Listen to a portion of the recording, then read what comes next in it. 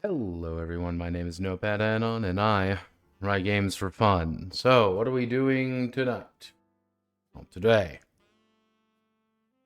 It's been a while since we've done a case, so I need to make sure that, the people still remember that I do cases. It's been a while since we've done a proper, honest-to-God case. A couple of reasons why. The emotional-driven adventure of having a full-time job does kind of suck the life out of the creative spirit. My Agarthan blood does not doesn't much care for the 9 to 5. Well, it's 8 to noon, but welcome to working second shift, everyone. I've roughly come to the conclusion that I can do about one thing per week. I can do a video, I can do a stream like this, I can do a commitment to something. I can do about one a week. Anything more than that, it gets pretty hectic. Like this week, like this week I was like, I'm gonna do a video, I'm gonna do all this, and I'm like, fuck man, it's Tuesday and I barely feel like I can stand. But gradually over time, I think it's we've been kicking it. We're working on it. So this one's actually been in the chamber for a while. What are we? What are we doing today? What games are we going over? Because if you know, this is Divinity of the Grind, our kind of series here about receiving press copies. Also, thank you very much, Ozymandias, for following. My name is Ozymandias, King of Kings. Look upon my works, ye mighty, in despair. I think the big thing with press copies, people send me things being like, "Oh, you're a part of it. You are a TRPG reviewer, man," and I'm like, I'm not. I don't like being called a reviewer because ultimately speaking, I could do my entire rant on how it's very difficult, if not impossible, to actually review a TRPG, but that's a very personal thing. I give my opinions on things, and I try to be neutral about things, but I always like to disclose, I was sent these games for free. They emailed me, and they said, hey, Mr. Notepad, would you like to talk about these games? I received these games roughly in December, I want to say. This last December. I was like, I'm going to do it in January, and then January kind of came and went. It's been a little while in the running here, but we're back. Don't worry. When's the Hawkmoth review? That's going in the Curious Case of Degeneracy, which I should host a vote, which I most likely will do after the stream. Host a vote for the next case. Though I also kind of have the ring cycle going, so we might be a very select few. But hello, Kalu Kalay, and all that jazz. So what are we talking about today? What? My god, Notepad making a stream early? Well, yeah, I have work tomorrow. Remember, the Agarthan spirit is hampered by the 9 to 5. Being a full-time wage slave has its benefits. Money, food, being able to do things. However, you only have one free day?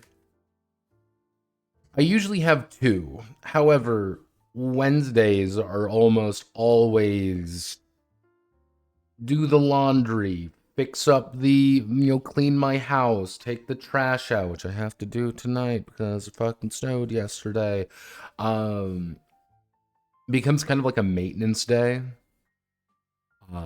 This week I had Thursday off, so here we are. It's Thursday. I've had my entire day off, and it's felt really nice. Next week we will have Tuesday and Wednesday off, but I want to do a video Tuesday, Wednesday. We are going to be doing a detox. A second detox has hit the towers. However, it is a very... I have a plan, and this plan, the series of next few weeks, I kind of have planned out. I want to do a very certain thing with it. But You are not here for me to talk about me. You're here to talk about games. Strange games, wonderful games. Games that you probably have never heard of until today. And those two games are Crescent 2E, and Crescent 2nd Edition, as you guys see here, and Exile, a dark fantasy role-playing game. Now, both of these are written by Ema Acosta and published by MythWorks. Now, there's a few things we need to know about this, and I'm going to tell you about them now. So, these games came out a little while ago. I think they are officially out now. I believe they are officially out.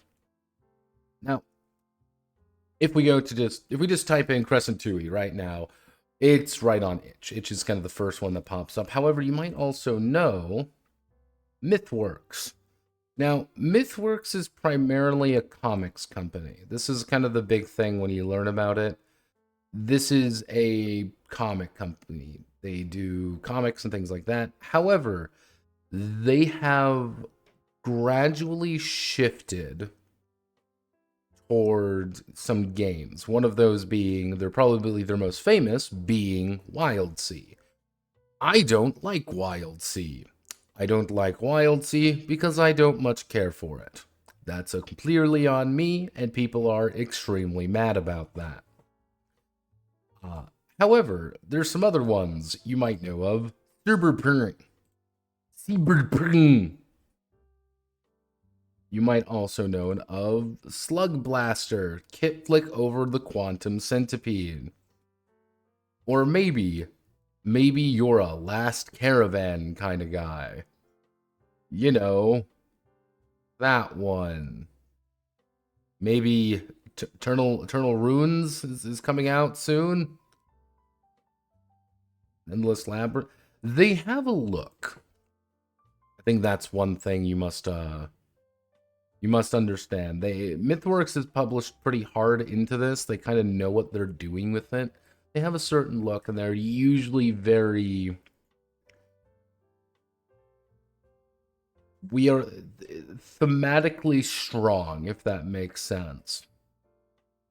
They are very high thematic. They are very thematic driven. They are very focused on certain things. They've got a board game here. They've got this kind of their main thing. This is their settings. That main thing, you could say. Also, I got locked out of my Patreon. I'm working with them. Don't worry about it. They've been kind of working on that. They've been kind of working on this. They've got their own. Kind of see here. I want to see what's the about currently. You kind of see all of the 17 paid members of their own thing, of their own service. I don't know how much that is, to be honest. But then you have the main person behind this, which is Ema Acosta. Who is Ema Acosta? Ema Acosta is this woman. Everyone say hello. Hi, Emma. Hi, Emma. Hi, Emma. Hey, hello. This is the main person behind everything, to the point where they have done the artwork as well as the game. Now, I'm going to be honest with you. These are the only two games we're going to be going over today. They effectively have the same system. It's a little different, and when we explain them, you'll understand some of my, I wouldn't say gripes, but like some of my weird things with it.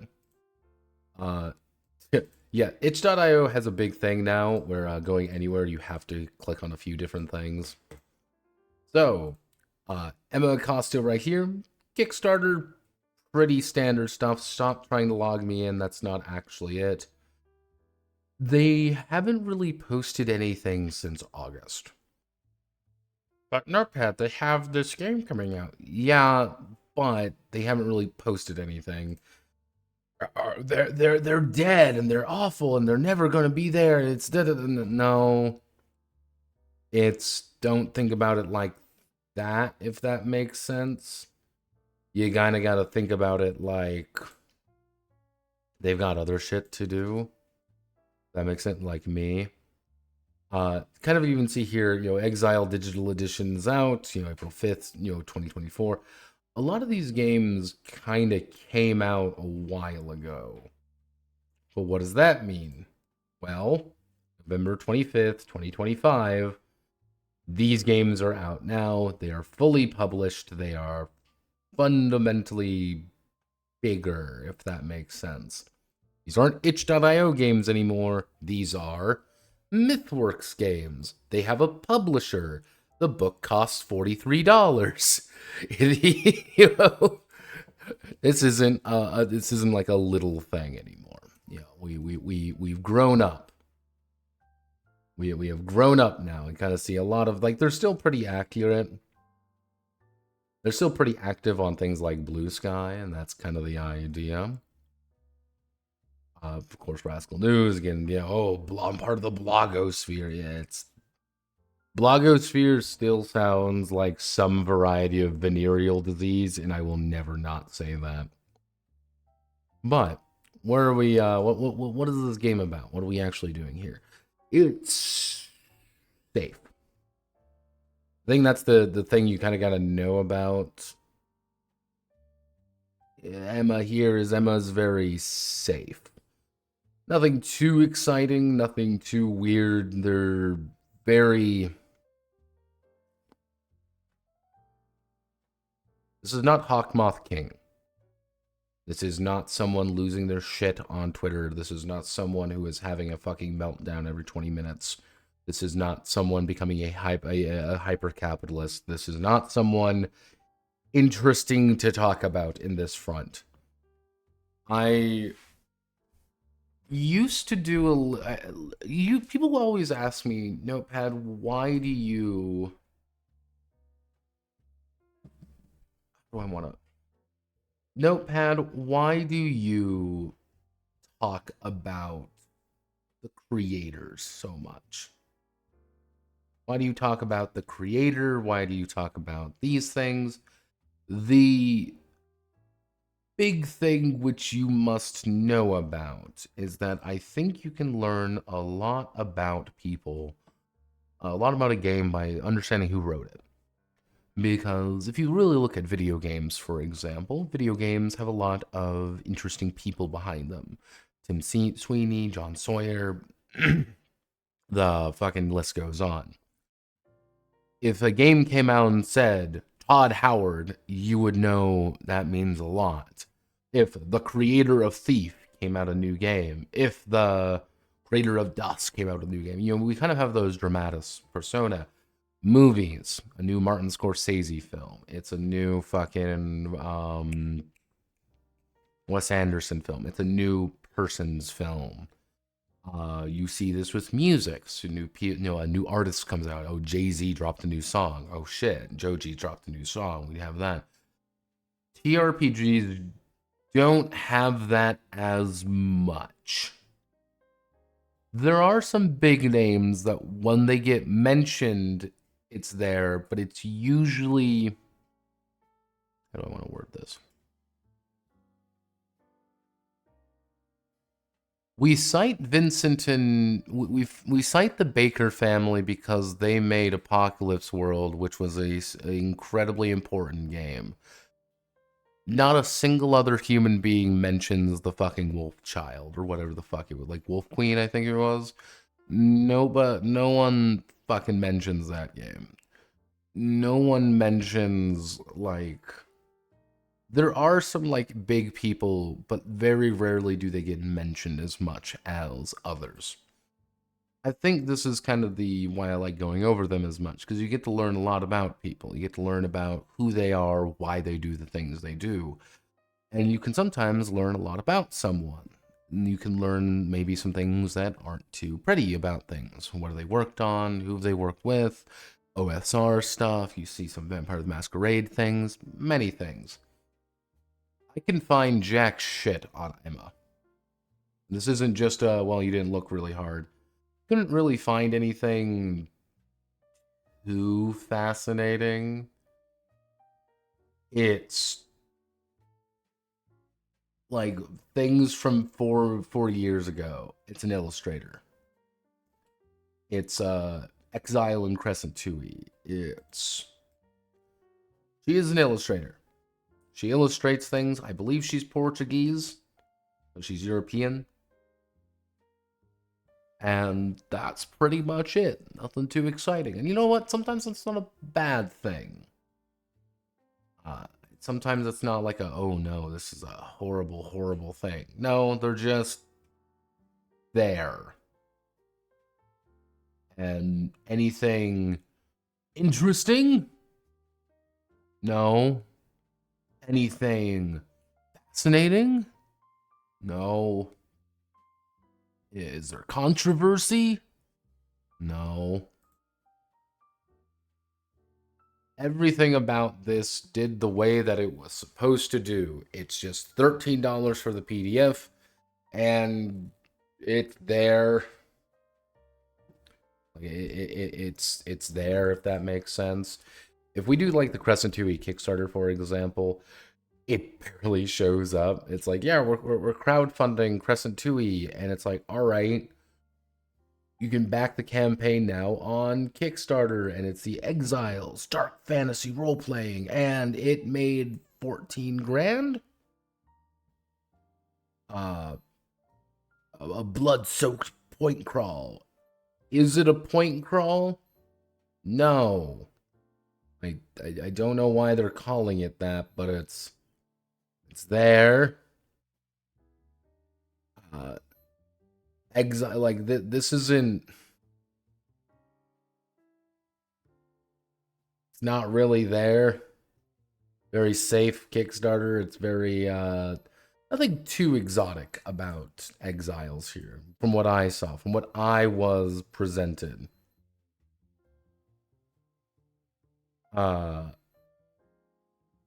Anything fun and exciting there? No. No controversies. Everything seems to be doing pretty smoothly.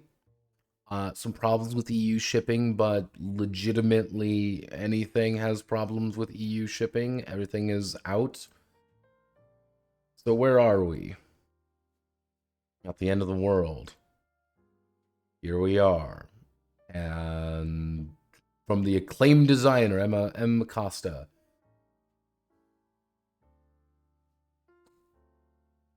They've made Crescent. And they've made Crescent 2e and Exile. So, now, again, these are what they sent me. And people work on their phone. Grim. So, what else do we have here? What are we doing here? Well, let's start with Crescent. Crescent 2nd Edition. I remember the original Crescent coming out eons ago, and I said, that looks cute, and never really looked too much deeper into it. Nothing too exciting. Again, you kind of see here, everything's, of course, published, manufactured in China, because, God, we need that money. Digitally, remember, you can navigate by clicking the table of content. Made by humans. Cool. Now, we do have... God damn it. Let's go to... Let's... Yeah,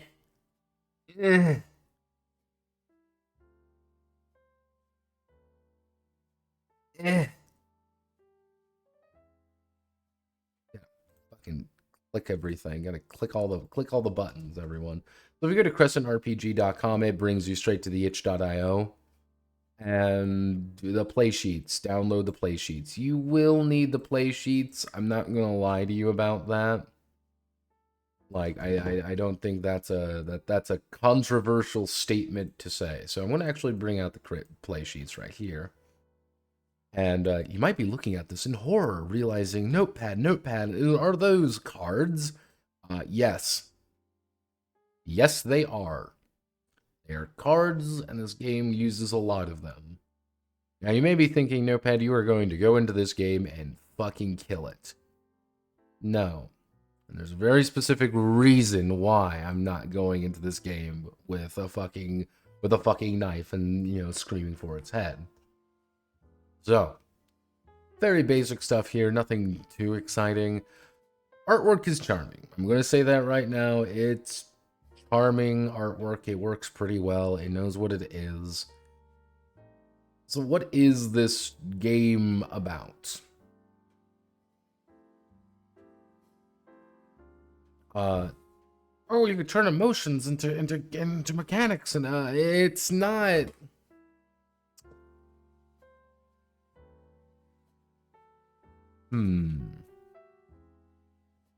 It's not quite that, Simber.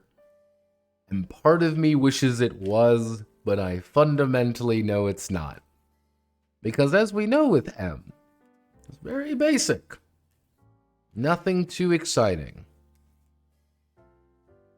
Nothing fascinating, if that makes sense. You are thinking of something far more interesting than what the game is really trying to put down here, but what it's trying to put down is interesting unto itself. Why do people hate cards in role-playing games? I do not like cards in role-playing games because they are gimmicks usually. They are things that can either be done in a notepad or on a character sheet of some variety, or they are so baked into the game that they are a gimmick. Cough, cough, Daggerheart. And it feels gimmicky as well as being a little bit harder to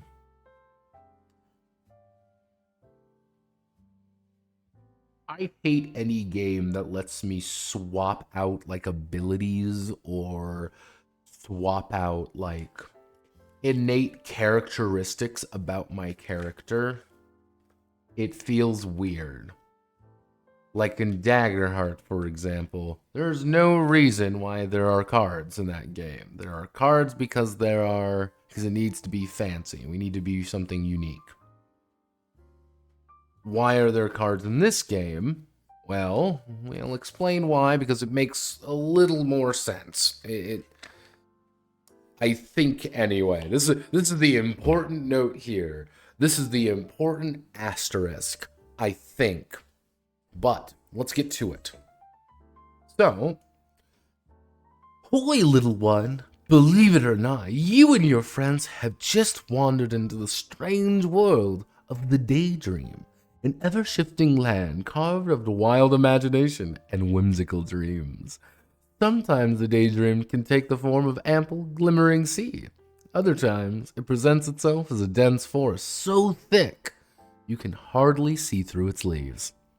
I shall not ask how you got yourself here, though if I were to wager a guess, I'd imagine you crossing under a peculiar-looking tree branch, or perhaps following the nightingale's invitation and crawling under the leaves. Or you mustn't be afraid. While this land will do everything in its power to keep you within, a way out always lurks somewhere deep. Mind you, it won't be easy finding such a road, for the moon, you see, watches your every step. Her waxen wane always looms over your path, and she will seek to lure you deeper and deeper into this realm until you can't go back.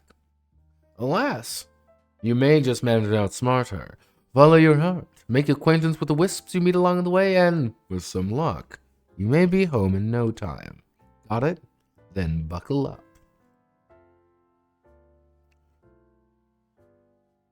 You are transported to a whimsical world of the Daydream. All your it's imagination land. That is the best way to think about it. It is imagination land. And imagination land has imagination land things go on.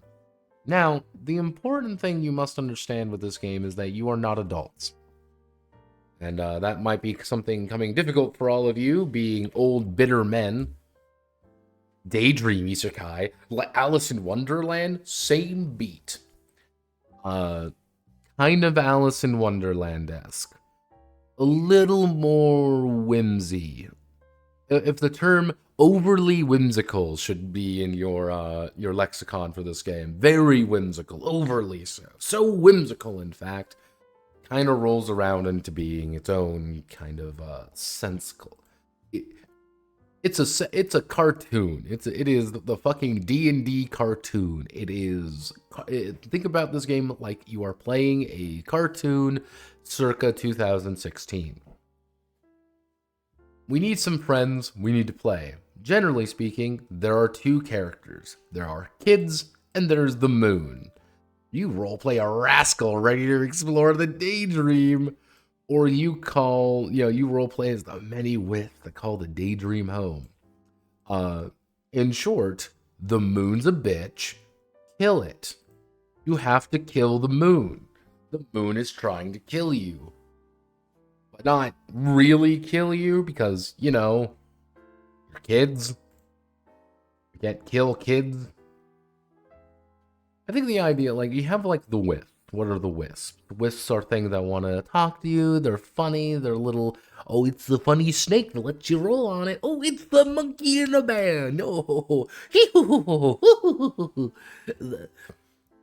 the gnomes are wisps. Little red hat gnomes who wander around and say, and run away and have you have tea with, and you're like, how fun and whimsical. This shit's like Narnia, effectively. Yeah. If this was way more Christian, this would be Narnia, and the moon would be the Ice Queen. You know what this game is already. It's Alice in Wonderland, it's Narnia, it's very westernized isekai. I say westernized isekai because usually when, people go into a different world, it's usually like kids. Shit's like Chalk Zone. Remember Chalk Zone? It's that kind of beat to it. It's kids. It's whimsy. It's the power of fucking friendship, people. Now, once one of them finds themselves adventuring, it's impossible to miss them. Wisps are everywhere. Some want to be friends. Others want to make your life bad. Bad. Because, some cartoon characters want to make your life harder. But never, hurt you. They don't want to, never once in this game will a wisp come out and stab you to death. No. It'll be like a talking tiger who wants you to go into a scary cave in which you will need to fight, in which you will need to overcome a big dragon because the lion lied to you about there being treasure inside. But then you befriend the dragon, and then you ride out and the lion runs away. That's what this game is about. Yes. Wait, sign up the queen bee spell of being unaware of the fact that she plans to steal your tongue. You let the warm desert wind breeze through your hair after visiting the Blue Moon Fair. Now, your role-playing game kind of goes out of its way to kind of give you an idea of, what can you do in this game? And they really want you to do things like trust your imagination, be curious, take big risks, listen. Does this game... this is the weird thing.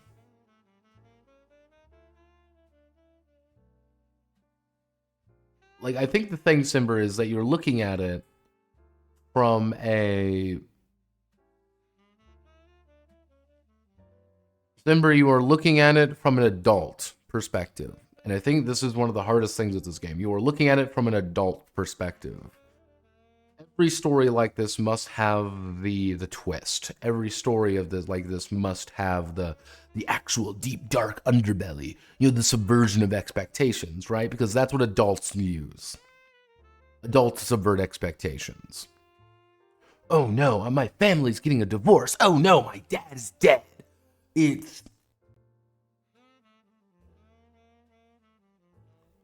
Here it is very literal.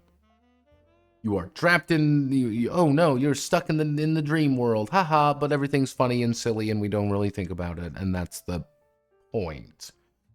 Which I will discuss why there's some issues here later. Very whimsical, very silly, that ink is sticky. So, what's it like being a kid?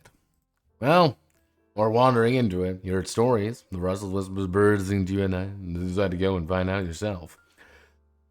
The generally thing is, when you play a kid, you make sense of the strange world with your friends, explore your dreams and fears, and cunningly outsmart the moon's challenges, session after session. As a kid, you can always ask, say things out loud, attempt actions, ask the moon, questions about a scene, use things. I did not see it anywhere written down. I did not really see... How do I want it? Reading through this game made me think that this is a game not made for adults. This is a game made for children. This is a game made for 10-year-olds. This is a game made for, like, kids and dad is the moon kind of thing. Okay, we're playing this game.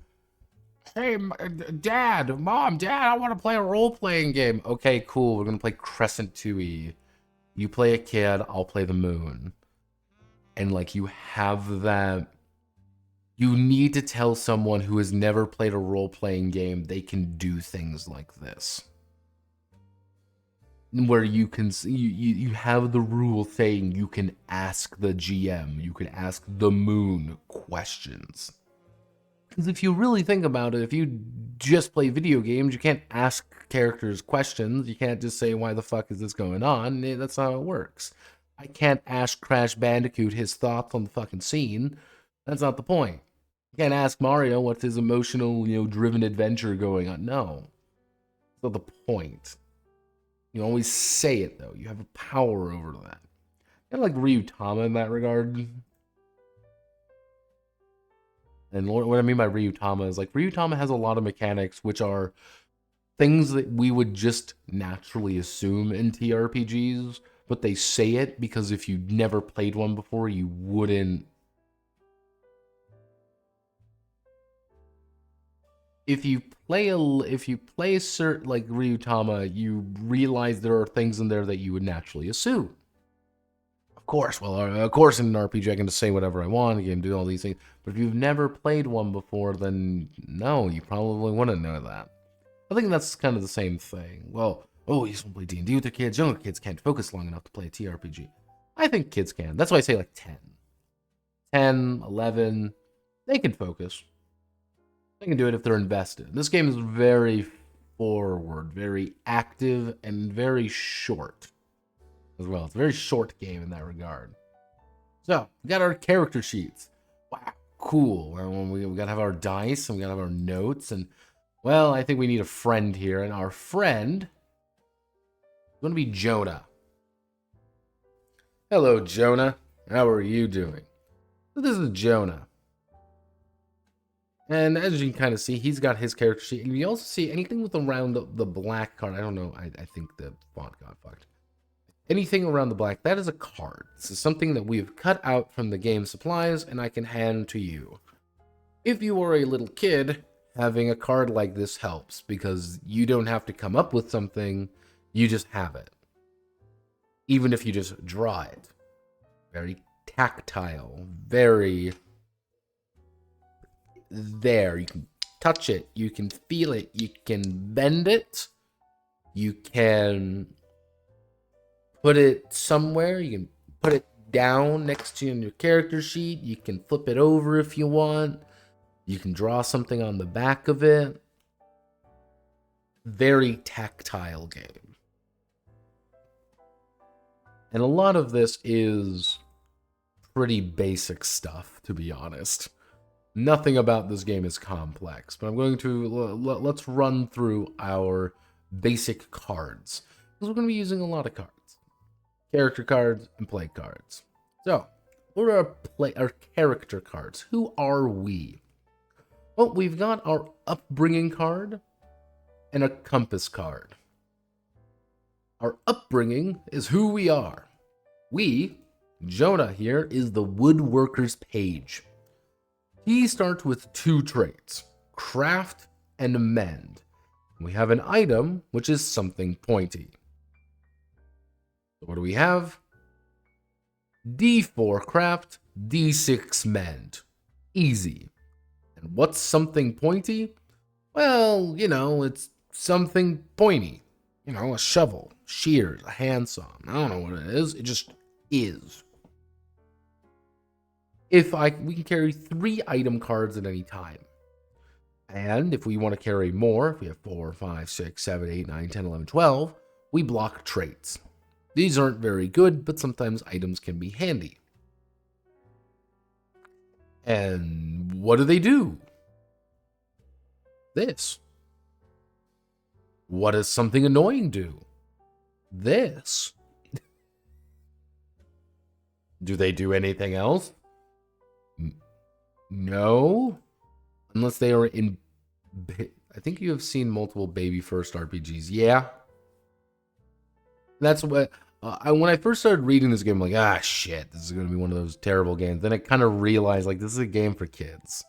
Little kid. I don't think little kids, though. I think you kind of got to play with, like, 10, 11-year-olds. Like, still clearly a child, but have that... but knows what they're doing, if that makes sense. I think that's what this game is for, but I'll kind of explain why that's kind of hard. But then you have your compass cards. What's a compass card? All you do is that this is why you're doing things. It's inside of what motivates you. And they give you abilities to do things. So our compass is caution. Think twice before you act. That's what's kept you intact. And the daydream is no different. It's better to watch your step than to fall. So, why should I trust you? When you question something that sounds a little bit too good, collect 1d4 Stardust. You make everyone change plans. Capture a memory. I knew it! When dealt a setback, that you suspected it all along and take +2 to act. What measure did you take? It is effectively a card that, oh no, I'm doing something. Oh no, something has happened. I can now feel clever because I have something I don't want. And I can say, haha. Flip my card. I got a +2 to it now. Haha. Haha. Haha. Or I can say, aha, I'm going to collect Stardust. You are Arnold from fucking Magic School Bus. You're not Carlos, you're Arnold. Oh, Arnold. You can't even see here with like mischief. Where'd they go? When you mysteriously disappear to conjure up shenanigans, collect Stardust. Hey, you have a bizarre plan to get a +2. Cool, who do you plan to fool? Really what they do is, you get Stardust, and a memory if something goes right, or a +2. Anything else? No? Do you need anything else? Not really. Valor. Valor is health, but it's not health as well.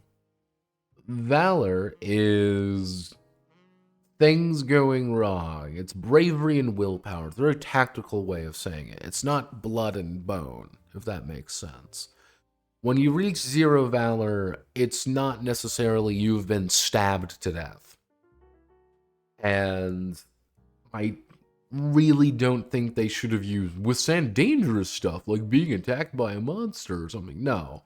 Because it's bravery, it's willpower, it's doing something scary, it's doing something like bizarre. Someone's doing something to you that you don't want to happen. Someone's putting you under a spell. Someone's, trying to trick you or something. That's valor. You drop to 0, you have to reveal a shadow card. What's a shadow card? Well, things go wrong with shadow cards. But we can get our valor back by resting. Easy, right? And this is it. Yeah, you got a few things. Traits are aptitudes. You can add a trait dice to any roll. 1 trait die. You can swap lower rated traits for more powerful talents. So what does this mean? So we know we have Lydia roll the dice to convince a swamp ogre. Help Shrek. Don't find her friends. Cute improvise and promises. Now, the big thing here is, well, I want to use cute. Well, maybe cute isn't a very good idea. Improvise? What are we going to improvise? How are you using that? But promises, we can use promises if we use it. You can kind of think of it as a way of prompting more than anything. That's the best way to think about it. It's a prompt. Jonah here really can only use his craft and men to do things. Oh no, we need to get across this bridge, but it's all rickety and broken. Oh, well, why don't I go and fix it? Because I've got mend. Cool, yeah. We'll all help. Yeah. Oh no, it seems Mr. Evil Man is here. Fucking Gargamel is here. How are we gonna beat Gargamel? Well, maybe we should build something. We can build a little. We can craft something to beat him. Oh, great idea! Yeah. High five. Craft. Whatever. Open-ended. Single words. More advanced abilities usually tend to be very specific, but stronger. It's like an 8 or something. Yeah, when are you going to use promises? It's not being cute, it's making a promise to someone. What's a promise? Well, a promise says, I'll do this if you do this. I promise. Because among kids, what's very powerful? Promises. Promising someone you're going to give them a candy bar if they do something for you. That's a fucking pinky promise. That shit goes hard. You break a pinky promise, you may as well die. It's over. You have violated the sacred bonds. Welcome to promises. Is that in this game? No, not really. But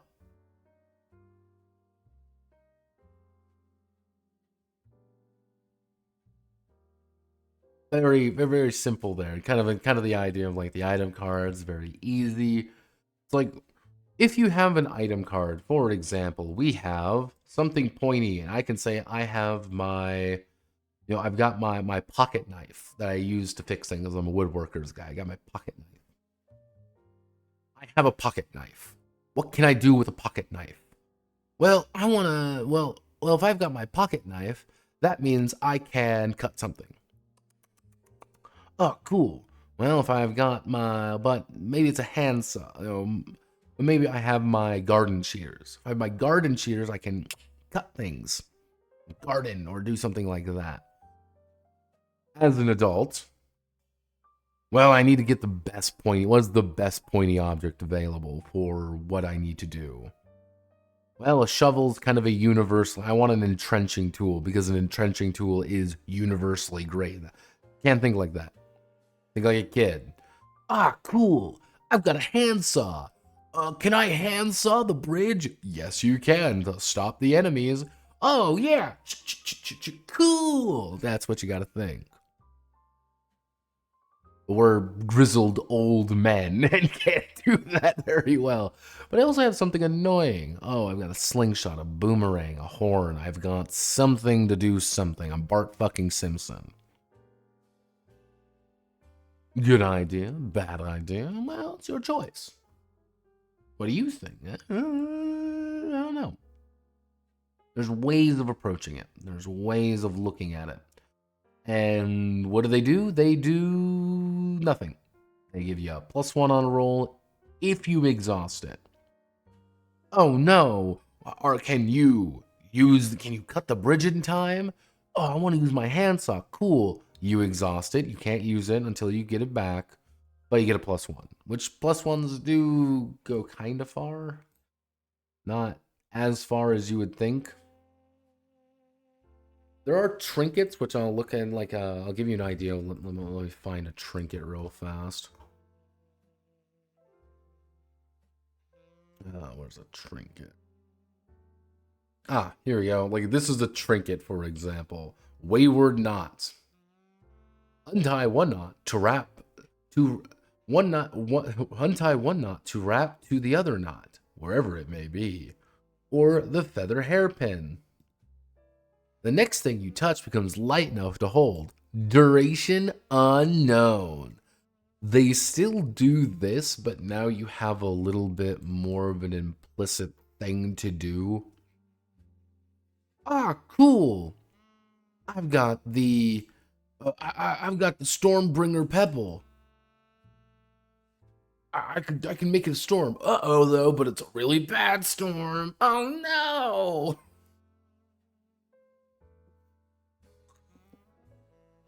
Yeah, some of these are pretty easy. Yeah, folk mask appears big and scary. Something always gives it away. It's little things like that. I'm like, all right, that's cute, I guess. Can a kid come up with something? Yeah, of course, kid can come up with something. So, what is Stardust? Stardust is the magic dust that lets us power sparks. Sparks? Your kid attracts errant stardust as they roam the daydream. Now, what does it mean? This is ounces of stardust. By accepting failures when you roll a die, activating your compass card, or taking a rest, such as catch your breath or open your heart. They don't do anything except to power sparks. If you're asked to burn stardust, but you have no more. Draw on valor instead. Stardust feels like it could be doing other things. It's kind of like it should. Stardust feels like it should be a gimme currency that you can use to succeed when you can't, because it's saying encourage yourself to do things that you normally wouldn't for the promise of something else later on. But they don't really have that. It's really just for the sparks. Of course, we've got this. Again, it's a very cute art style. I like the art style. I think it's very cute. Ema Acosta is very good with that. But what do sparks do? Well, start every adventure. Draw a spark, but place it face down. You can only have one spark at a time. He rolls 1d4 and gets a 3. That's 3 to his valor, but more importantly, he gets to flip the card and reveal a spark. Flight! Now, the thing is, to use any spark card, you must deal damage to yourself, d4 valor, and then you turn it face up. But hey, what about Stardust? Stardust lets you keep using it, if that makes sense. So, did I put a spark card on the sheet? No, I did not put a spark card on the sheet. Like, let's see if I can't find, so, here we go. Until the end of an adventure, become supernaturally fast and dexterous. The effect holds for a minute or so. And we've activated, we've hurt ourselves, and then we burn stardust when we use it later on. What does that mean? It means that we become supernaturally fast and dexterous, and the GM says you don't need to make a check for something, or you're allowed to make a check for something.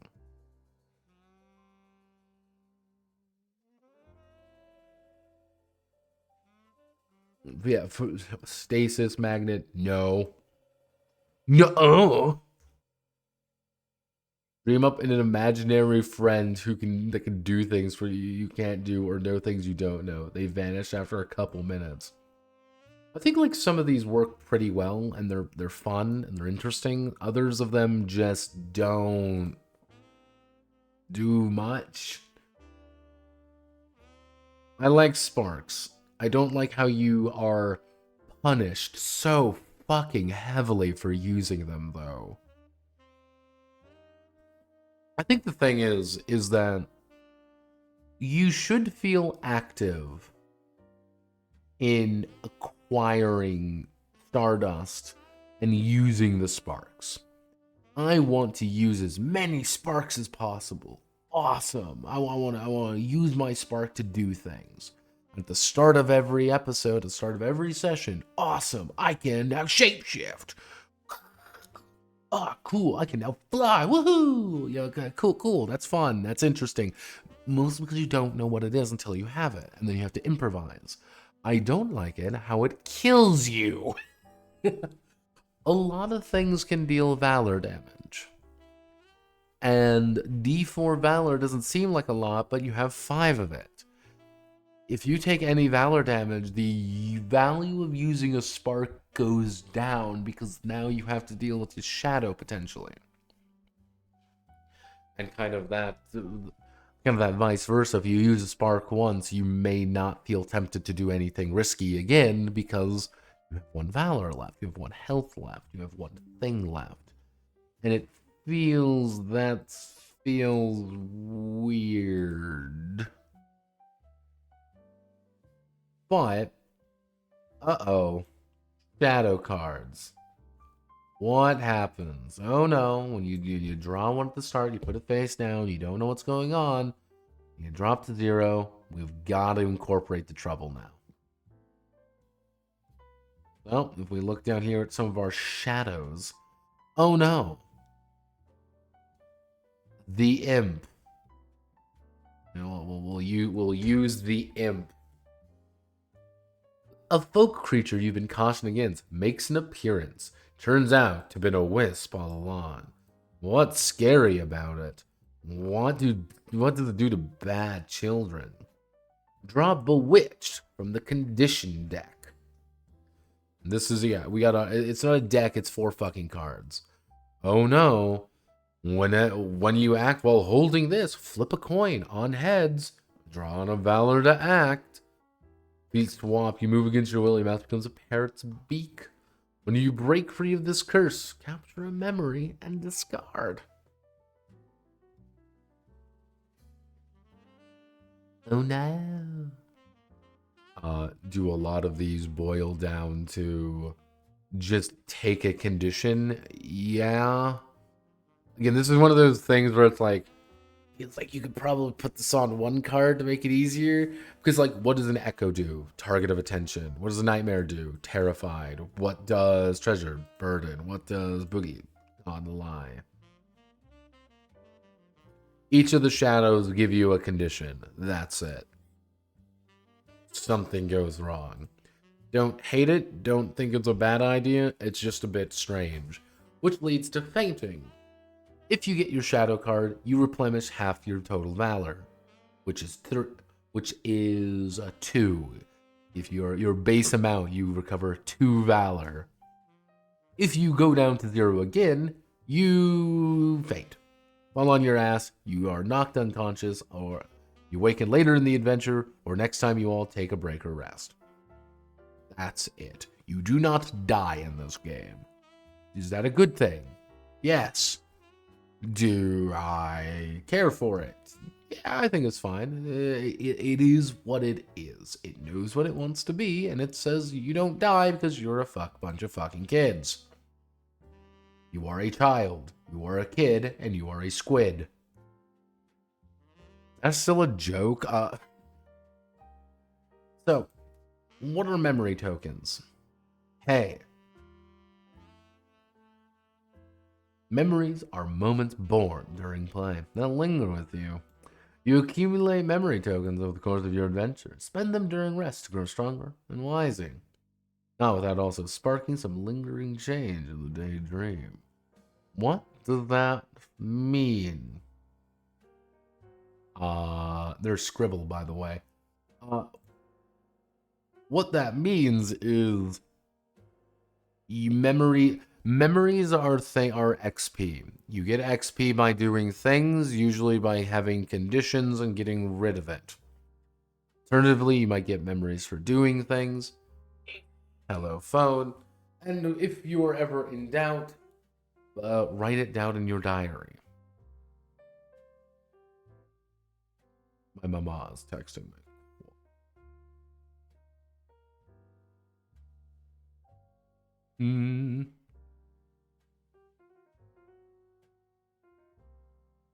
There we go.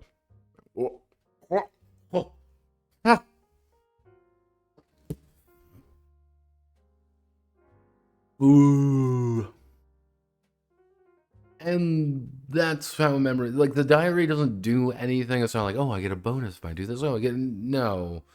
The diary's there to help you remember what your memories are. So you can look back at your sheet and say, oh, cool. Ruru has feelings. He's my best friend. Oh man, the Wicked Witch is kind of scary. I don't like being around her very much. Same thing. Oh wow, it's this. Oh wow, oh wow. That's kind of the idea there. I'm gonna harass Scribble with this, by the way.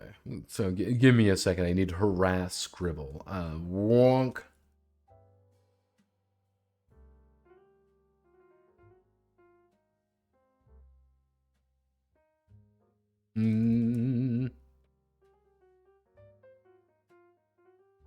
Scribble in the Crescent. What do you want to do with the do things? Now, in the innovative game design here. Hey, I want to do something. All right, what do we do? Do it. Just fucking do it. Just, you do it, you don't. Cool. However, you might offer a bargain. Now, this seems pretty dangerous, but if you exhaust something pointy, you can do it. That is your offer. Now, that is my bargain to you. Exhaust something pointy, you do the action. Okay. And you're like, I don't know about that. I don't want to exhaust my something pointy card because that seems like a bad idea. If you think it's a bad idea and you don't like it, well, time to roll some dice. The die, we are primarily going to be making a 1d10 plus a trait die.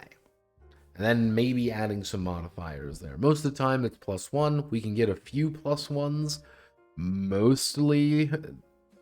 And let's see. Let's roll. Let's make a check here real fast.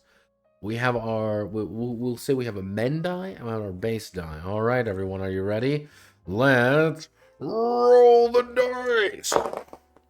I got a 5.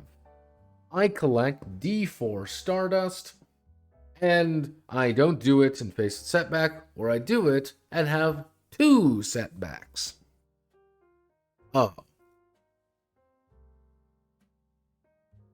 It kind of has the PBTA thing. It's the, fail with consequences, succeed with consequence, ultra success.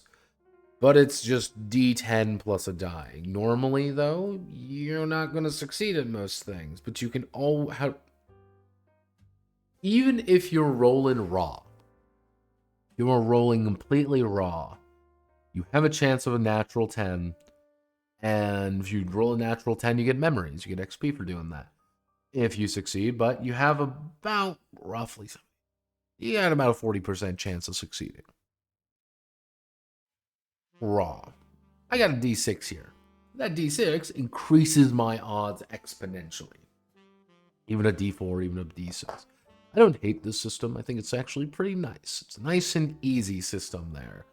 Not too complicated, not too wonky, not too alien, if that makes sense. It's just there. Like, again, when I said there was nothing exciting about Miss Acosta, I wasn't lying. It's not an exciting game. Is there something fascinating? Is there something alien or weird or funky? Or no, it's just an intense game. That's all, really. So, one of the big things that we can always use are you use things like inspiration, items, or bolstering to get +1s. Now, what's an inspiration? It's a D&D inspiration. Oh, cool. That's what it is. Don't think about it too hard. The GM, the moon, gives it to you when they say, wow, cool. If you're playing with children, wow, cool can be literally anything.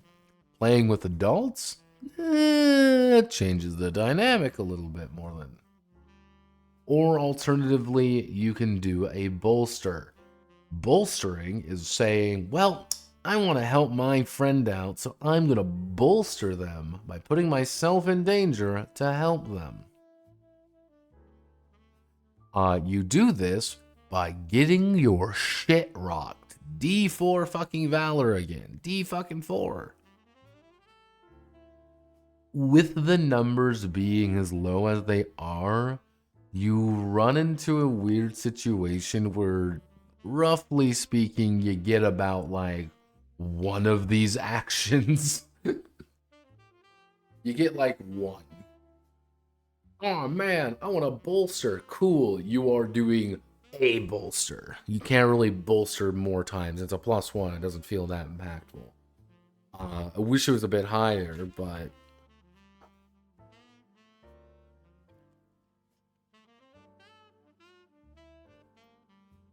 Then if we go down one more, we have exhausting an item. I want to get a +1. I want to say, nope, it's not there until we fix it again.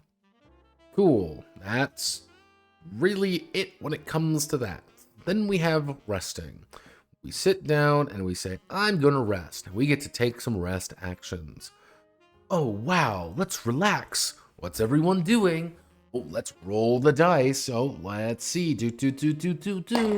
Wow, I fucked up and rolled a 2. I get to do one of these things. You can do more of them. Sometimes you can do 1, sometimes you can do 2. But you act clumsy, awkward, or petty. What does that mean? I don't know. It doesn't really matter. But hey, we need to open up to another kid and they listen. Share with them your feelings, feelers, or past. Really, this is the best way to get there. Time to gamify emotions. I think that's kind of one of those weirder parts where it's not like you take the sad condition. You're now sad. It's I need to like open my heart to you because that's way more efficient.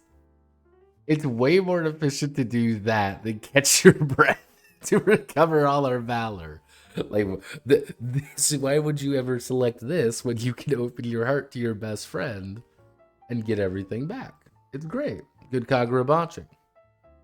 Did you get your promotion at work? I was never going to get a promotion. What promotion? My promotion is that I still work there. Oh, God. Ow.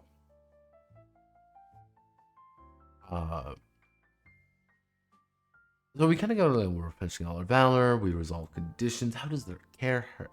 And then you capture a memory and collect stardust. Open your heart's kind of just better than catching your breath.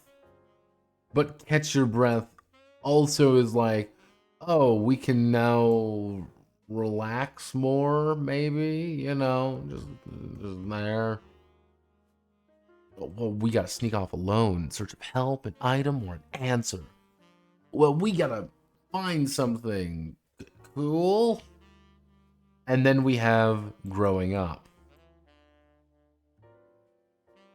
When you find a quiet place to reflect, you can do it.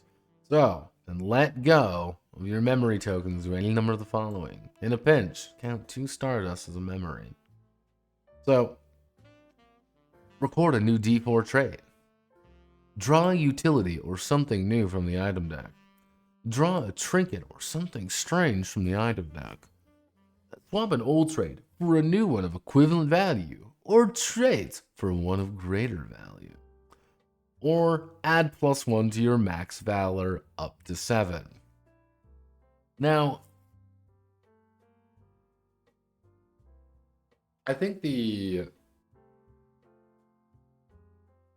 how do I want to do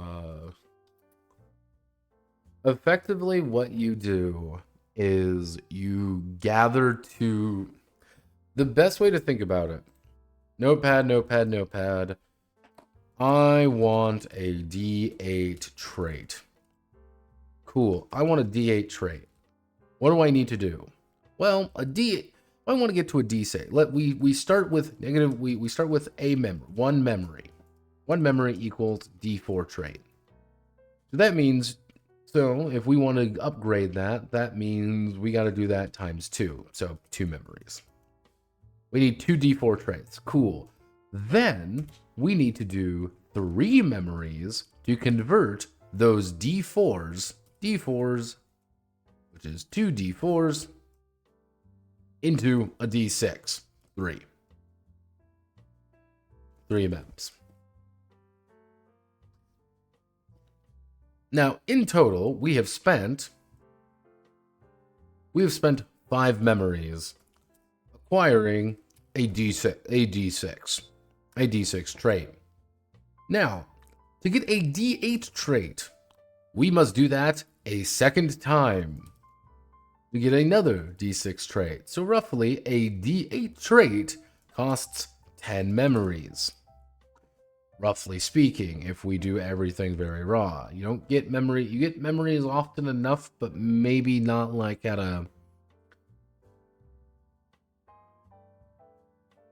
10 memories doesn't seem like a lot. That's 10 sessions, roughly speaking. And that's not drawing any new items, that's not drawing anything valuable like that. It's just 10 memories. And that's not even increasing your valor, which you need to increase your valor eventually. But you can only do it twice, and that's 6 memories, so 6 memories are kind of like there, right? You can't have that much. So you end up in kind of like, it's kind of a...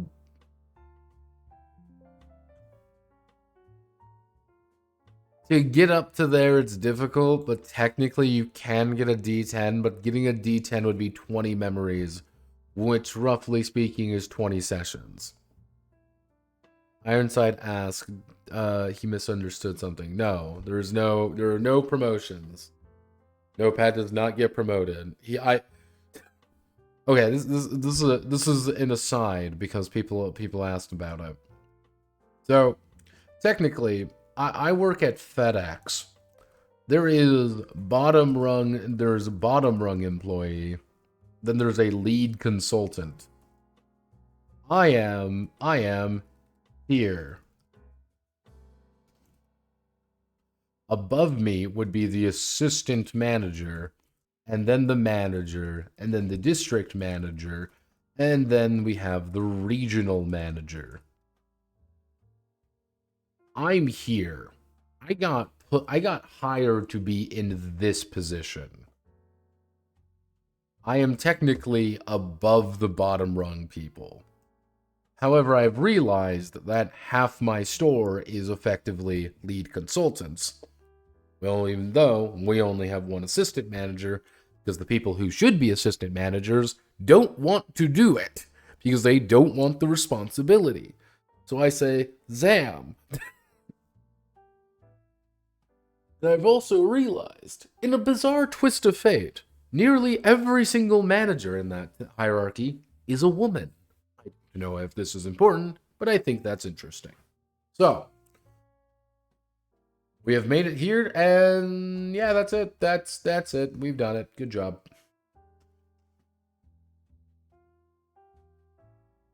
Well, guys, I'm pretty sure this tower is made of Legos. Whoa, Legos, you know, because we're kids.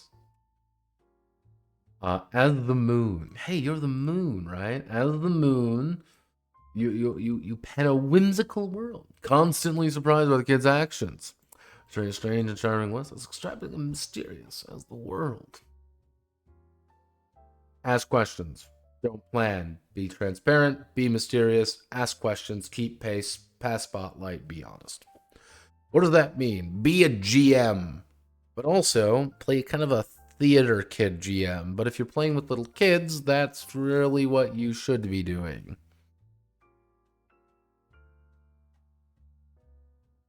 When you are playing with kiddos, you really can't have, like, favorites, if that makes sense, because they'll know that, like, right away. Ah. Oh, God. Ugh, my shoulders are locking up again. Shit. Oh, are we good? Everything good? Yeah, everything's good. But pretty simple stuff. Be welcoming, always offer bargains, come up with setbacks. Like, what are you doing here? As a GM, you are a GM. Always be forward thinking and always be rewarding. Oh no, there's a reaction. What's the reaction roll? Oh no. I'll make a reaction roll to see whether the band of 60 seagulls decides that they want to join your pirate crew. Cool. Yeah, grab a dice, and on a 4-up, the outcome happens. That's it. Oh no, do the 60 seagulls decide they want to join our pirate crew? You're damn straight they do, because they're cool. Yeah! fucking Falcor on, Falcor up this shit. Yeah, that's cool. That's fine. Hey, when you act as a group, do all these things. Hey, everyone works together. Everyone does things together. People do things. You offer setbacks. You do have, oh, here are crescents. Oh no, what are they? They're clocks. Okay, we reinvented clocks. Oh no, but they're special, and you, as the GM, you are the GM. Yeah, effectively. But on the other hand, if you've never played a TRPG before, how do you play a GM? How do you GM?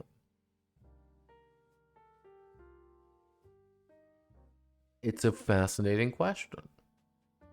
And I think you get some, and that's why it's like Ryutama. Like, people have like a weird thing with like Ryutama, for example. Ryutama almost explicitly is about teaching a GM how to be a GM by virtue of being, of handing you all these tools. You're not just a GM, you're the Ryujin, and you have all these abilities, and you have all these things. But if you really read like the Blue Dragon Ryujin with the basic things, you play the game normally. You just follow the rules exactly. And you get some like Black Dragon, the Black Dragon with the knife, where you can kill an NPC. But as a GM, you can just do that. Anytime I feel like as a GM, I can just say an NPC dies. I can just do that. Who's gonna fucking stop me? No one. But if you don't know you can do that, then you'll never know you can. Crescent is a lot about that. I'm gonna tell you something that in 90% of cases, you're already gonna know you can do that. Kind of like with like crescents and clocks and stuff here, like this is already happening. You already can say, okay, you can mentally kind of put down or draw those circles, being like, oh hey, when you succeed at a check, it'll fill up, but you got to do it twice. Okay, cool, cool, you did it, good job, yay! But if you don't know about that, if you never thought about that before, then yeah, it is something brand new. It is something completely new, and you've never thought about it before. Wow. You want to know what a lot of this is? The key ingredient is experience, gut feeling. You're telling a story with as little experience as possible, plus a collection of useful advice. Learn how to set scenes. Interesting scenes do all of these things. Pace the game correctly. Respond to player actions. Okay, you do it. Hey, or let's roll the dice. Cool. Sorry, but you can't do it, and here's a big reason why. Wow, look, everyone, I'll just give him the bean mouth and we're here. What are setbacks? Setbacks are either light or hard. Oh no, how do you do that? Reveal a new obstacle, exhaust an item, create and advance the crescent. What will happen if it fills? Oh no! Light setbacks are kind of new obstacles, but they're not stopping you from things. Do you have a general idea? No, it's there. We even use the concept of moves in this game. Like, kids do never say, oh, you make a move to do this. Here, it's like you have moves.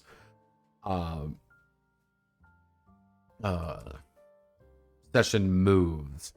There we go. Yeah, you kind of see it there. It's like, oh, what's a hard setback? Mighty challenge. Go crazy. Hand out a condition. Draw kid's valor. Or things like that. When you're doing like a session move, it's just a thing occurring for a reason. You think it's good? Yeah, yes. Do you want to take a break? Cool. This. Like, the kind of like the idea is like going on adventures, play the fucking game normally. Take a break. Occasionally drive an action to a halt and take a break so the kids can get something done. Offer the players an option if it seems like they want to go out of the way. Do you take a break? Do something else? break up a long adventure into something more manageable. Rest. Take some rest actions. End session. Cool. Yeah, oh, dare, why don't you play to push their kids into making a hard choice. And if they do it next session, they get memories. I think that... Yeah, it's a very... very friendly game. Everything is a very friendly game about making sure you are rewarded for being friendly and having a fun time for everyone involved. Everyone claps hands and everyone is literally singing a fucking kumbaya. Even kind of like... You even kind of have like the idea of like running the adventure. What's the big adventure? Here's the basics. Here's the challenges. Here's some wisp. Here's some little secrets. What are the wiggly twig does this? Oh, cool. Go on the adventure. Like, oh, it's the solar move. What do you do? Solar moves are, if there's a lull, quantum ogre. Twist the tail. Bring back an old problem. Even Primrose's final form. Earn them a new rival. You restore the fellowship of the Rabbit's Tower, but in doing so, destroy Laura's magic workshop. Oh no! Whoa! Where's my mouse ball? Did I hunt? Or my mouse is moving. Hello! Hello, Kalukale, Drowning Devil 12. Maybe not a little bit dramatic, but hey, when it happens, it happens. Like, Crescent is a very friendly game, and it's like, oh wow, we have during the adventure phase, we can use 3 solar moves. Wow. It's what is a solar move at the end of the day, though? Really think about it.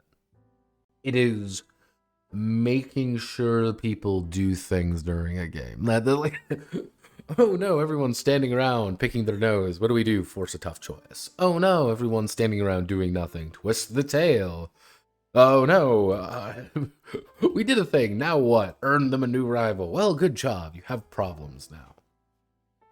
Rests are pretty easy. Like, oh no, during the rest phase, spook 'em.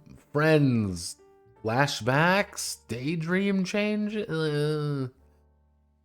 very simple things. Like, you get things like Tradagor, peddler of lucky charms. Oh my god, he's the lucky charms guy. What does he do? He wants to learn weird stories. He has invaluable memories. He has terrible manners. He likes to shout, offer, make, and show things. Cool. Make one of their moves anytime it sends, but a great time to do so. They get a 9. Can skip the bard again. Make you solar moves. Cool. Do they have, like, health? No. Why would they have health? They don't need health. They're a bunch of whimsical creatures that you befriend using the power. You use the power of fucking friendship to help them with. This is a game about using the power of friendship to befriend the lollipop, to befriend lollipop goblins and shit like that. That's what you're doing this game for. We want to befriend the lollipop goblins. Is this game about killing lollipop goblins for pocket change? No. No, don't do that. Do the tones and things like that. Like, oh, hey, here's the take care of another. Oh, make sure we do all of these things, even though we really don't need to. Hey, where did we come from? Who's here? We get a friend. We get a hideout, we get a thing, and we do a thing, and we create characters by doing things. Like, one of the funniest things is that, like, creating a character, like, 30 minutes to an hour, it really does not take that long. It can take, like, 5 minutes tops if you know what you're doing. But you can even see, like, start the campaign, 1 to 2 hours. Like, playing a one-shot, 1 to 2 hours. This is not a long game. And it's kind of like the entire game is built around that premise. Because earlier, Simber was actually talking about, like, oh, kids are going to get distracted and they won't really follow along. But this game is an hour long.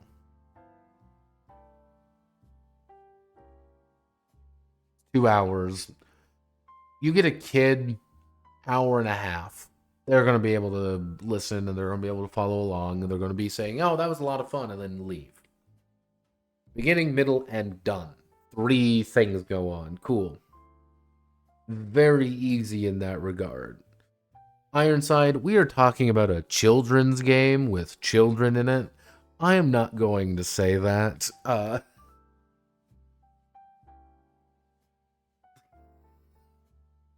I don't know what Horace has been telling you, but no, we don't participate in that around children. Remember that, queens. More me when I try to slay it. But yeah, like a lot of the wisps are like, let's roll a wisp, shall we? So we've got a persuasive rabbit who's actually the Daydream's latest heartthrob. I rolled 9 3 times. That is astronomically low, by the way. Like 1,000. That was like a 1 in 1,000. It's great. Let's see. We have a impatient mouse who's a powerful wizard. Whoa! Their name? What's their name? It's...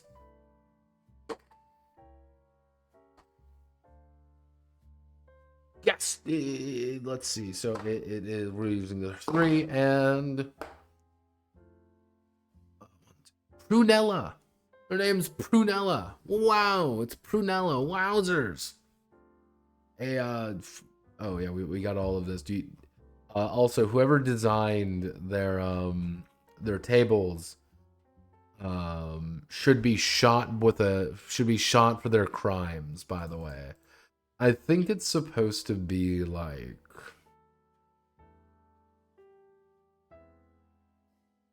Also, in case you're wondering, no, I have no fucking clue why they, Actually, no, it needs to be like this. There we go. I think it's supposed to be like this. On the other hand, I don't know why it's D10 here. Because there's 20 entries. Why? I don't know. D20 adventure sides. Do we use a D20 at all through the rest of this game? No. Sometimes you just use it, and sometimes you just don't. Pretty simple stuff here. Like, this is like how to use all your abilities and things. Sometimes are pretty easy. Like, here's the, like, oh, here's the really basic area of how to do things. Oh, wow. That's cool. Apocalypse World, Blaze in the Dark, Mouse Vita, The Watch, Neverlands, Sleepaway, Slug Blaster, Bluebeard's Bride, and Quest.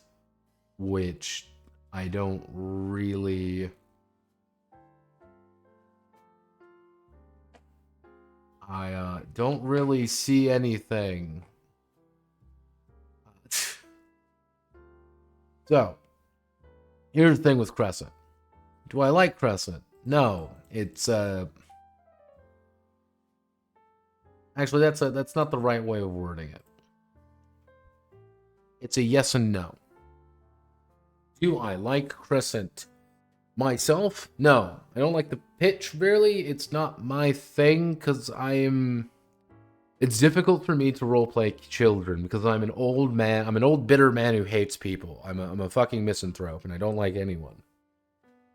And because I'm an old misanthrope who hates things, playing a game about whimsical children doing whimsical adventures for reasons and things is difficult for me.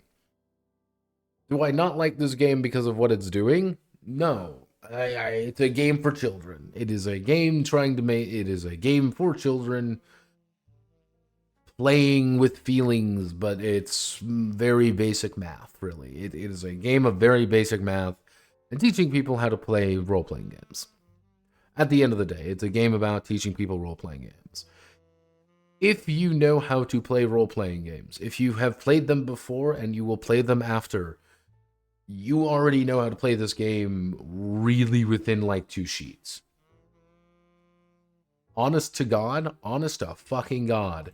If you want to play this game, here you go. This is what you do.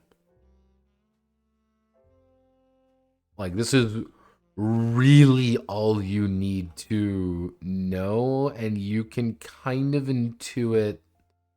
You can kind of intuit most everything else after this.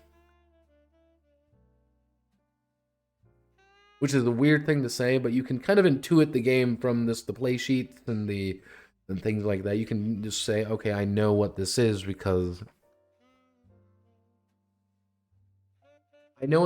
I'm a grown man who has actually played tabletop role-playing games before. And the fact that you can say that gives you these abilities to do these things. It's a very weird scenario in that it's a weird way to think about things. Also, wait a second.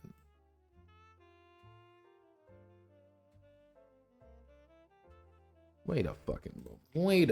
Wait a moment. I want to check something.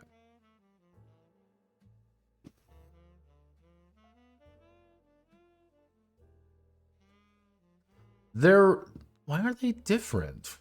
These are this 1.1, 1.1.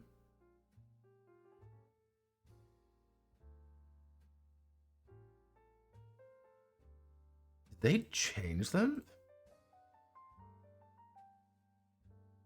Why? Dear April idiots, my tummy hurt. Why? That's so strange. Why would you do that? Why are these different? Like, I can't even say that now. I can't even say you can just probably, intuit it from this game, from this, because it's apparently wrong. How much else is wrong? Oh, God. But, yeah. I don't like the pitch, but I think the system is decent. I think the system works for what it's trying to do. It is a game about going on magical adventures in a whimsical land, and everyone sings and dances, and, well, it's kid stuff for kids. And I'm not a child anymore. I'm a grown man, and I have... To give you an idea, I in front of me on my desk here, I have my my healthcare card because I have healthcare, and I'm trying to deal with the fact that I'm going to have to put on some tax stuff for it. I'm a grown-ass man, and that's frustrating to me because that is the pitch of this game does not work for me, but the system does. And I can understand why someone would like Crescent 2e, but I can't really gel with it myself because, again, I am an old, bitter man. And I think that's the beautiful thing. But now, let's talk about the opposite. Because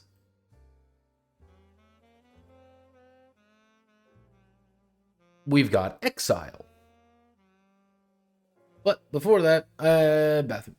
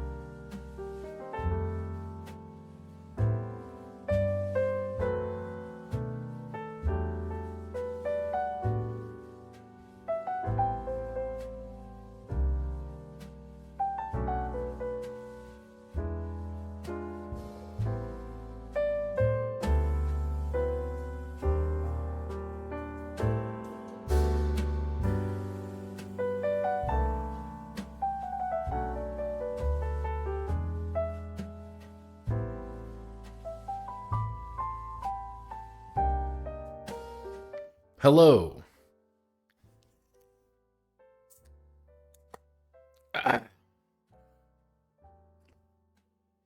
Sorry, I'm cracking a Coca-Cola with the boys, if you know my drift. So, Exile. Exile is opposite of Crescent. For all of the badder reasons. Still Ema Acosta, still everything as we know.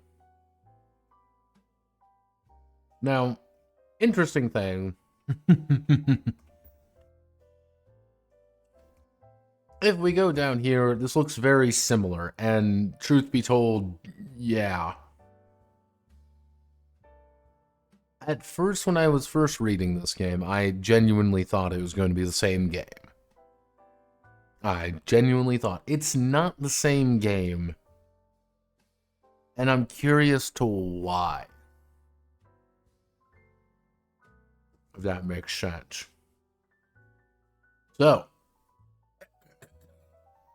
you are an exile, a teenage misfit who barely ekes that by society's edge. You grew up in a world that cast you aside and deemed you perverse. You learned to hide or fight, but never able to live free. Tough luck. Your misfortune led you down a wicked path, and now you've been charged for a fatal crime and sentenced to death by exile in the below. A nightmarish underside where tarnished souls like yours are sent to rot. You've been disposed of and left unhurt. Mostly. But while those above think they've ridden themselves of you, you've resolved to escape. With nothing but a band of fellow exiles by your side and nothing left to mourn, you will cut across the nightmare lands and blaze a path back home, no matter what it takes. You shall prevail in your quest. Die trying. Or worse. If Crescent is a game about, whimsical adventure with children, Exile is the edgy Tumblr fan fiction of it. You know, when we were teenagers and everything had to be dark and gritty? Yeah, it's that.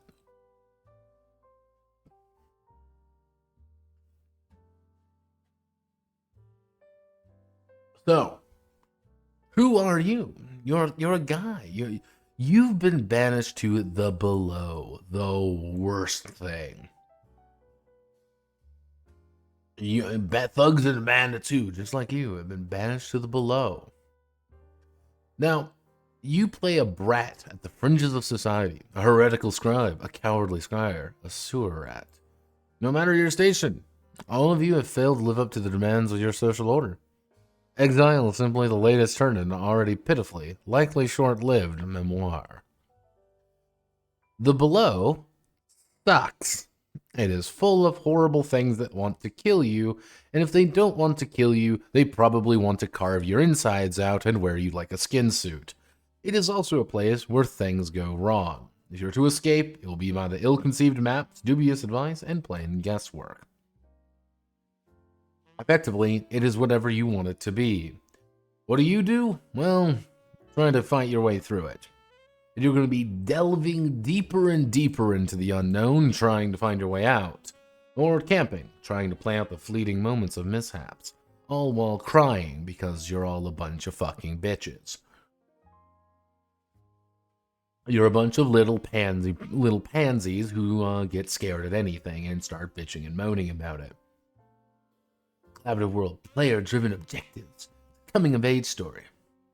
Now, this is what they sent me. This is an important thing to note. And this was supposed to be a hex, it's supposed to be a point crawl, it's supposed to be all these different things. Not really. So, it's a push to luck. Skip dice rolls if you have a cunning plan or accept costs, orbit around other characters and fraught relationships, and develop your character's arc. Who lives below there? Horrible people. And vindictive things. Yeah, no, it's not good.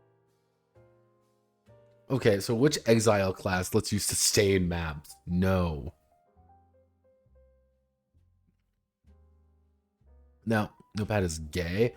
Well, technically here is it's the crime of immorality. Temple. Really? Those stupid sexy corpses got me acting unwise. Can you play a necrophile in this game? Yes, you can. Is anything there to stop you? Nope. Interestingly enough, rather than in Crescent gave you 2. You actually get 3 traits right off the back here, kind of with a D8 right off the bat. And there's a very good reason why. You will be rolling a lot more dice in this game at the cost of your base die being dog shit.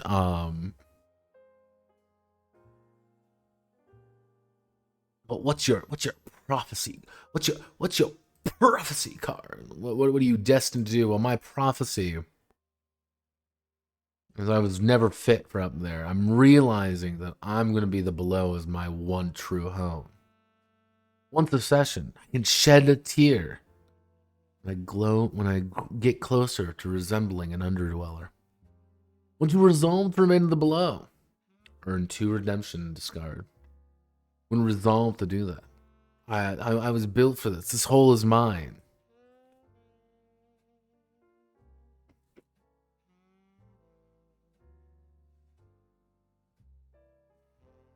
But oh no.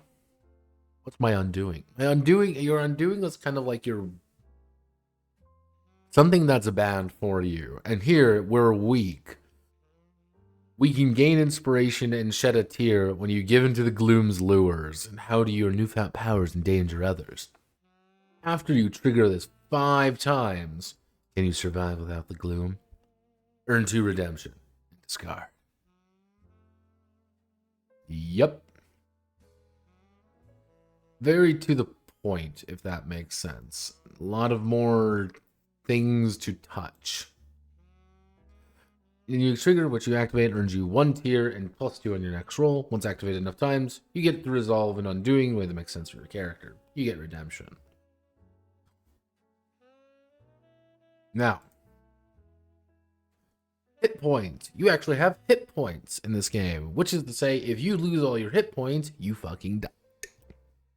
You die. This hurts. You do have your traits as well. Every trait is D4, D6, or D8.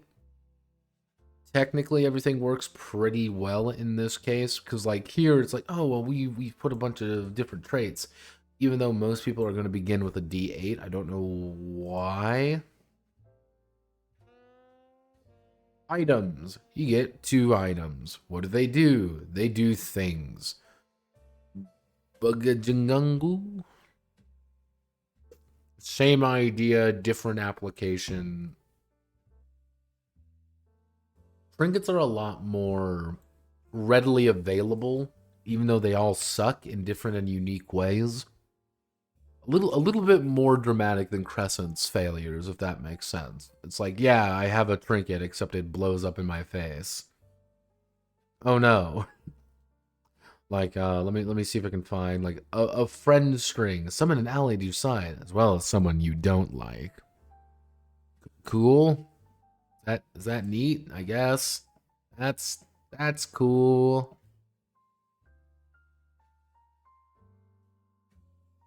Now, this is one of the more fucking bizarre mechanics, and I understand how it works. It's just the way that it's worded is weird.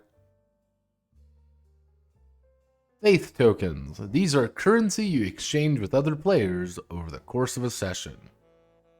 You earn faith when you bolster or at the end of session.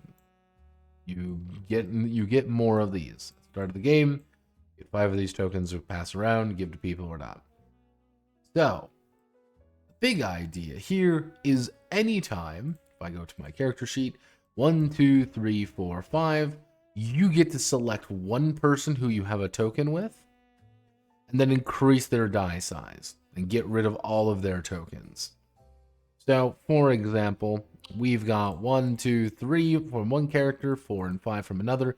I can get rid of these two, or I can get rid of these three to increase the die. In a weird state of being, you don't want to be too friendly with one player because you're going to be at a disadvantage. Because if you ever run out of these tokens somehow, you actually lose a die with someone. Whoever's the last die there, you actually lose something with. So it's kind of a weird push and pull system. There's probably ways you can game it, but I was looking at it and like, you go out of your way of doing it, you can get away with it, but you really... Why? That's kind of the question there, is this like, you can try to game the system for X, Y, and Z reasons, but why would you? Are you bored? Like, yeah, it's like hold several players at the same time. You cannot place your own tokens in your faith track. When you're in faith, turn that token until you grow closer or break. Well, this is kind of the idea of like, oh, Mev has 3 tokens in her faith, 2 from Jan and 1 from Meadow. Grew closer to Mev by sharing a seed and roasting a lizard together, which increased her faith die to a D6. Meanwhile, Meadow's relation with Mev isn't doing so hot. She only has 1 token from her, and she's about to burn it as she prepares to rage. You want to have more with people so you can activate it more often, but you don't want too many because you'll end up in this situation in which you get mad at people. But if you lose all of it, everyone gets mad at you too. Yeah. Right here. So, grow closer. You do that. Earn a redemption. Increase your shared faith die by next up. And you do it.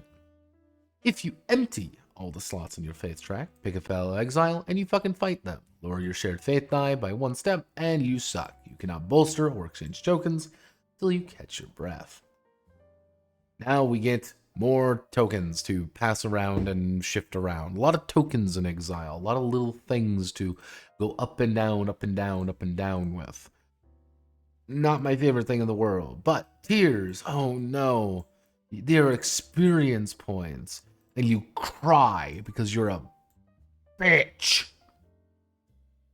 You got your gloom marks. Anytime you die, you can say nuh-uh and become and just mark gloom instead. You get more tied to this place for all the bad that entails.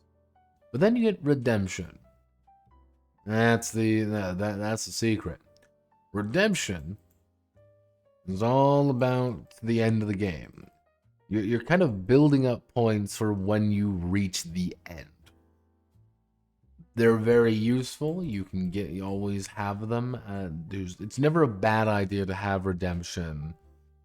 They are not as...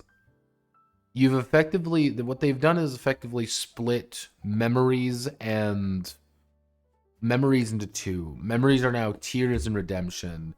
Redemption doesn't do anything until effectively the last session, while tears are your more active use and you get more of them, I guess. Get ready for conditions, even when they don't make any fucking sense. Most of the time, it's flip a coin to do something. It's really that easy. Just do it. Cool, we got those things. You just do it. You get your bargains again. But now we got our die roll. So, this is what I mean by things are a little bit different. Instead of D10, our base die is...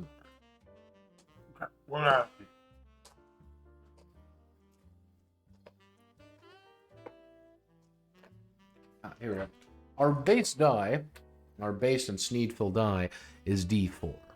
This is our pitiful luck.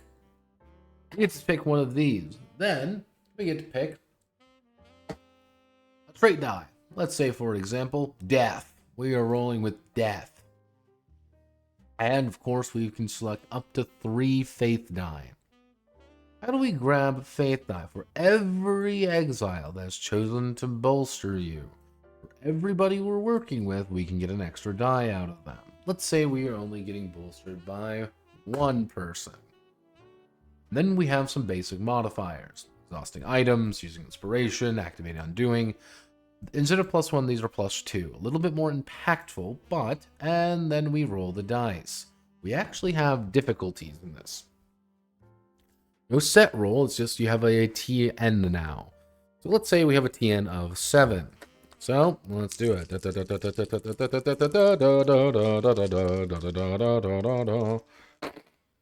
We rolled a 9, 10. Good job, everybody. The Beatles are all dead. We've beat the difficulty. We've done it.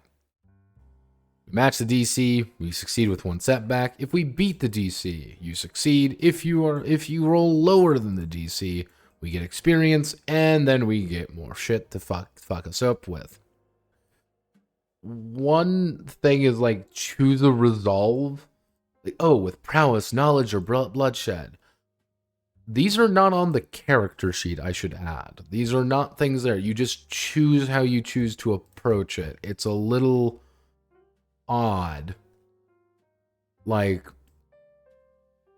effectively, if you go with prowess, they kind of tell you what your ending is actually going to be, if that makes sense.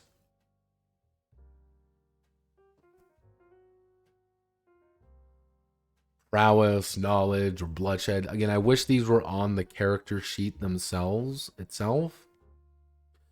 I kind of get what they're going for here. If you want to do this, I would say double down on it and have like 6 of these.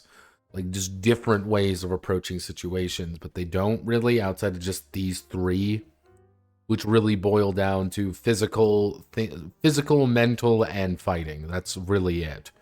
Oh wow, we could do damage if we do well or whatever. Yeah, when you fuck up, you get hurt. When you hit even, you get to do whatever damage they feel like. But if you hit the DC, you just win. Bravo, Vince, I guess. Maybe. I don't really know I don't know what the goal here is, if that makes sense.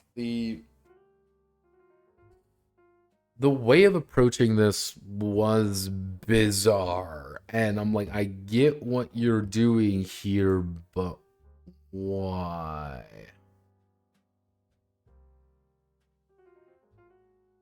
If only, then we'd all clap him or something. No, don't agree with him. Don't agree with him, Shokol. Bad. Don't agree with anything he says.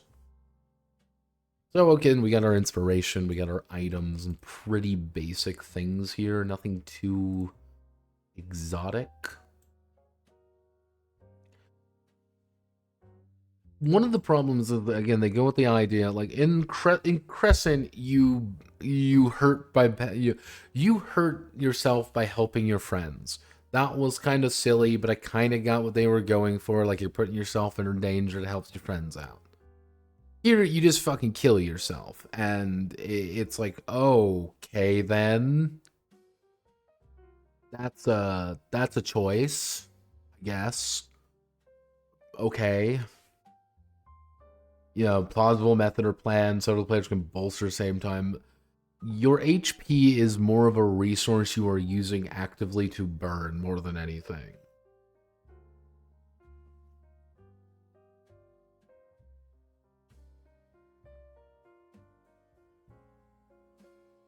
And then we have shielding. Something bad is going to happen to me. I've got this. What you can say is, nuh-uh, I'm going to remove all your faith tokens in me. And I'm going to ignore a setback. Instead of this happening, you now deal with it. Which is, again, kind of a... I get what you're doing here. I don't care for it, but I get it. Yeah, oppose, betray, or fight the exile whose faith you're giving away. It's like, okay, that's neat. It's like, ooh, some special actions. Oh, wow. Oh, no. Like, oh, when you rage, though, ooh, you burn 3 faith tokens, bleed, and get a +1 for each gloom mark you bear. And if you rage, you just do it. What does this mean?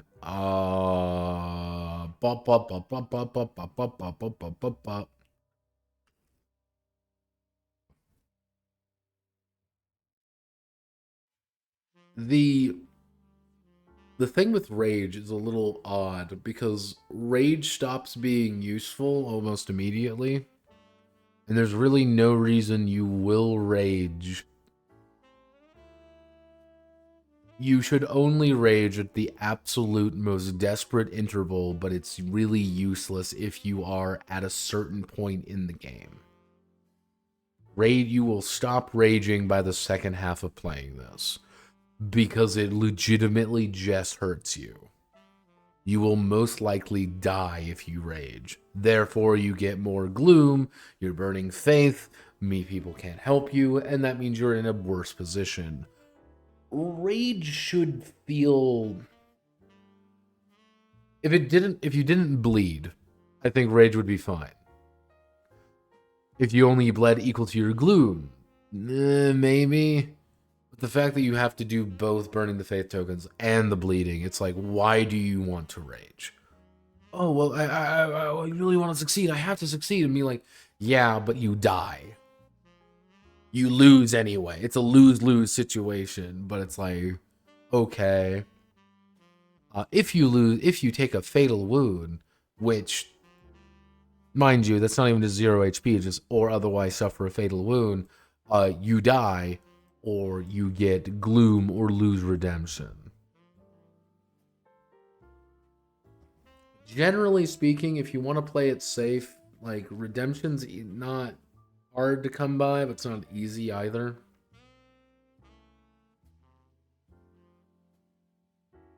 It's kind of one of those things where you kind of want to take multiple actions, but none of them are good.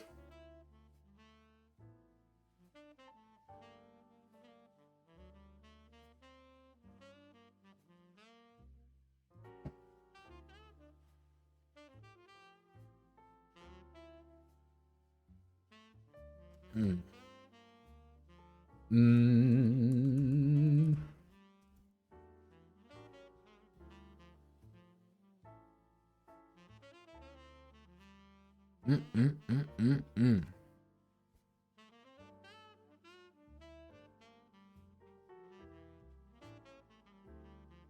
And it's like, okay, we know we've reached the camp. You can do that, but hey, oh, don't worry. You gotta make the check for pitiful luck. Add a trait die. Add all these things.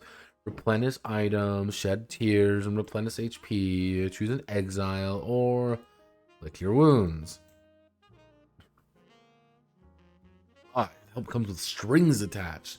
Help demand sacrifice something you cherish. Help hurt someone, lower your highest faith die. It's like, this is kind of a miserable game, I'm not gonna lie. It is a miserable game.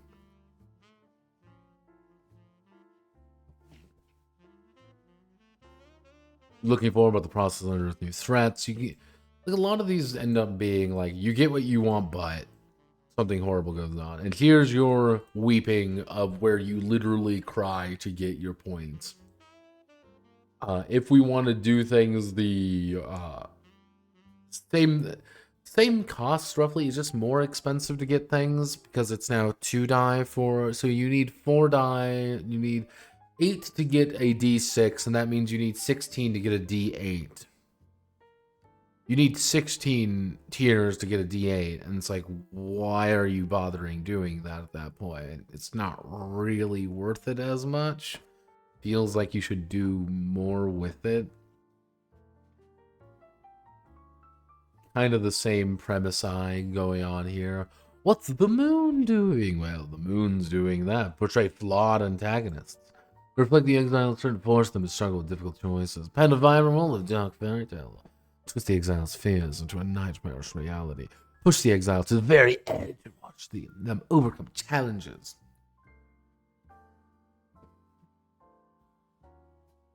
It's very...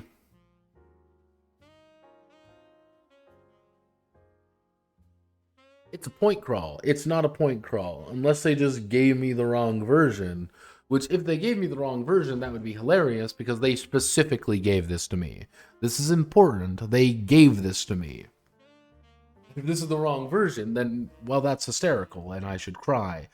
same kind of idea as like, oh, it's the crows and the reaction, or like, oh, hey, who gets hit? Acting as a group, cool. It's the Crescents. It's the same thing, but it's 3 Crescents now instead of 2. That's fine.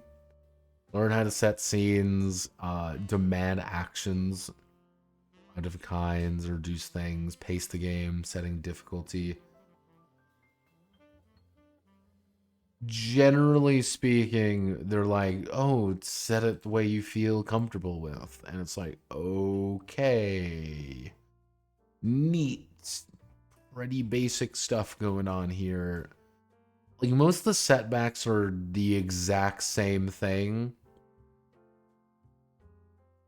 Like, sometimes immediately. Like, okay. We do anything else? No? Okay. They got the session moves. Like, it's kind of the same session moves. It's the same delving moves. Like, yeah. Follow these steps, come with basic premise, create challenges, come up with underdwellers. It's almost copy and pasted from the other one, from fucking Crescent. And you're like, but why? But why are you doing this? It feels like there should be more here. Oh, we want to introduce underdwellers or create tension. I'm like, what does this do? It doesn't do anything. That's not the point for it to do things. It's supposed to be like, oh, hey, I want to do this. Cool. What are the stat blocks? Here's something under here. Is this?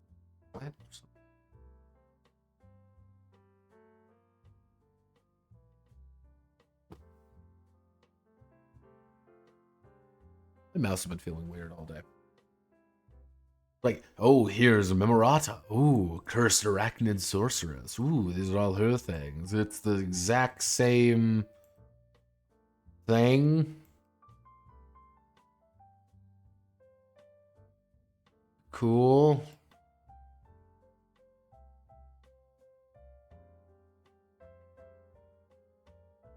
With appropriate the Amber Stone, the new moon member who gains her true form. DC 13, hope. Reach the surface. Oh. Oh, wow. Bloodshed roll against him. Wow. Action turns. The Exile unprompted. No need to wait for a player to face a setback. AAT. Yeah, how many action turns do they get? Yo, make moves against Exiles unprompted. That's cool. Like, they can just do things. We came up with this idea. We made things together, but you just, like, chose not to do much with it. Same kind of ideas. Don't forget about your state, the fucking tools.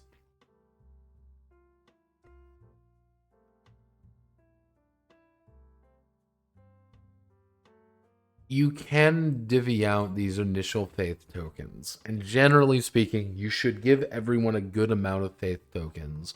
Make sure that no one is trying to kill themselves. Everyone makes the one shot, and the actual game is like an hour or two long. It's built for that. A competent group can probably get through 2 sessions in one night. But here's Journey's End. Oh no, we are doing the final location. This is the final place to reach home. We've got to delve it. During this delve, we have to use redemption to do things. Speak your heart's truth. Bring back a fellow exile from death's embrace. Okay, so if someone dies, you can bring them back. Like, no. Tether yourself to the below as a powerful force. What does that even mean? Wield the power of your soul. I guess that does something. Hold back the gloom. Alright. Reveal the below's door. That's cool. I guess the idea is that you're supposed to be spending these you're supposed to be spending redemption pretty actively. This is not a long game. And is because of this redemption system, to be perfectly honest. you can't, like, when people have like 3 or 4 redemption each, that's like, okay, it's time to end the game. And you could probably get 3 to 4 redemption after like 2-3 sessions, maybe. Because any more than suddenly these options become not, we have to do it, we can't do it. It becomes, I'm going to spend one of my 10 redemption, and you're going to spend one of your 9 redemption, and we're just going to win. Like, we've won before anyone ever's even bother. Yeah, then write or speak loud your exile's tale. Ooh, embellishes your focal introduction, and then details writing down. Put all the pieces together and get your poem. Oh, wow. That's a thing? Yeah, it's... like, they have, like, weapons. Can you get the weapons? No, you just kind of...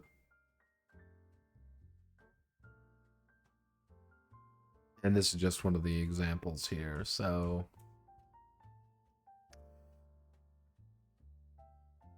I'm a little dismissive of Exile.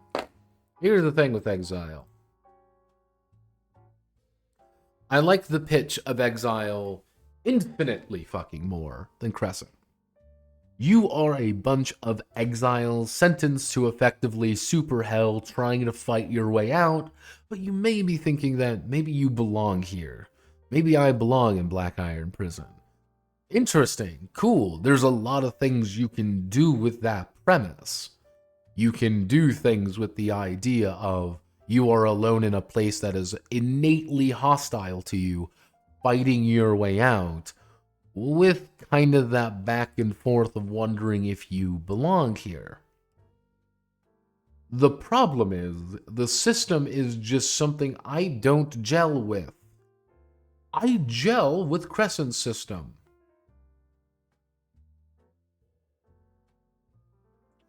And what do I mean by gel with Crescent system? I get what it's trying to do, and I like it. It's a D10 system, it's very easy, it tells you exactly what you need to know when you know it. Cool. I like the D10 more than I like the D4 and all the other dice that may or may not come up. The weird thing is, I feel like these two should swap systems, and I think I would like it a lot more with these two if they did. Kind of the idea where the kids are innately supposed to be trying to grow up, get higher, bigger base die, while also but having a lot of different options available to them to help each other out. You're like, oh, well, I want to use my friends to help me, and it's like, oh, cool, yeah, let's all work together and do something cool. Yeah, okay, cool. What's the DC GM? Oh, it's 5. Oh, wow, that's really big. Roll fucking 7. Wow, cool. You get more of that sense of growth that feels more tactile and fun. While in Exile, you kind of start pretty strong, but it's a burnout game. It is a game about burning the fuck out. You are pushing yourself as hard, as fast, as well as you can, only to kind of realize, like, yeah, I've killed 100 enemies. On the other hand, there's 200 more. I've done this amazing feat, but it really doesn't matter because we are still in hell and I am miserable. I think that works a little bit more with all the feelings and the fucking things like that. It doesn't really sell me on what it's trying to do as much. And it should. That's the problem. It really should be selling me on that illusion of being a...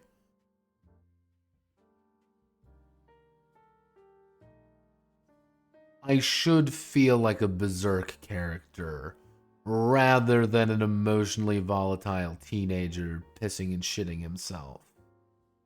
I think there's a valid game for that. And it's weird. Now, this is the one thing about both of these games. Is it feels like Crescent and Exile are part of a set. And I don't mean just this literally. Like, Crescent is like, yes, Crescent's the wonderful, whimsical world. Above and below is you have Exile. It feels like these should be connected and almost work together in tandem. But that also feels like there should be the third game. which is kind of like kind of what Simber was talking about a little bit. You can do things like this. If Crescent is the delusion, actually I should say the dream. We're dreaming of living this world of whimsy and fantasy and everything is wonderful and great. And Exile is the rejection. I'm rejected by this world. It doesn't like me. I hate it. I'm going to fight tooth and nail. There should be the third one. The third game is the acceptance. And it should be explicitly adults. You are adults grinding your way to that point of acceptance. It should be Cruelty Squad, effectively. Like, and they should all play together of Crescent to Exile to the third game. But that's not really what it's going for, obviously. Omen doesn't really seem like that. Omen seems more like a D20 slop brew, if that makes sense. OSR slop. So I want to like this. I think Crescent has an audience. I think Crescent is interesting. Not for me, but I don't have children. But if I did have kids, if I had a fucking 6-year-old and a 7-year-old or whatever running around here, I would probably run Crescent for them. Hey kids, let's go on a magical, whimsical fucking adventure. And that would be the joke. It would be we're running it in a setting of the fairy tale I've told these kids since they were 12, and now they know this setting better than anyone. Or, oh, we're going to Neverland. Oh, cool, Neverland, so awesome. Da, da, da, da, da, da. Oh, cool, we're going to do that. Oh, cool. I know this character. He was this way when you told us that story when we were kids. And you're like, yeah, it's that guy. You remember how he talked. You're like, yeah, he did the funny voice. I'm like, yes, you know him now. But if not that, I think that's kind of the shame. I don't give ratings out for these games. I never do, but I think Crescent has an audience, and I think people would like Crescent. Exile... harder sell. A much harder sell. That harder sell is something that is far more difficult to pitch to another person.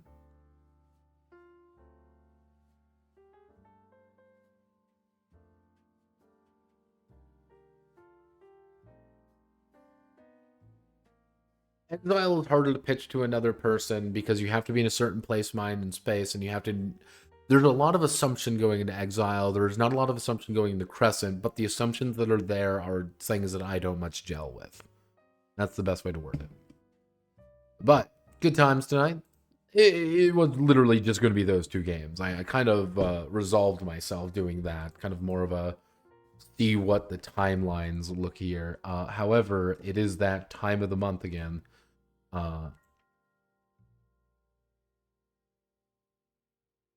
We got a few things to actually log me in.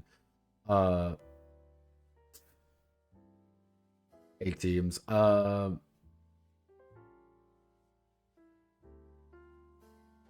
Oathhammer. I don't remember that. All right, let's see. It's been a while since we've done this, so we get to take a look at all of our games and see which ones made it.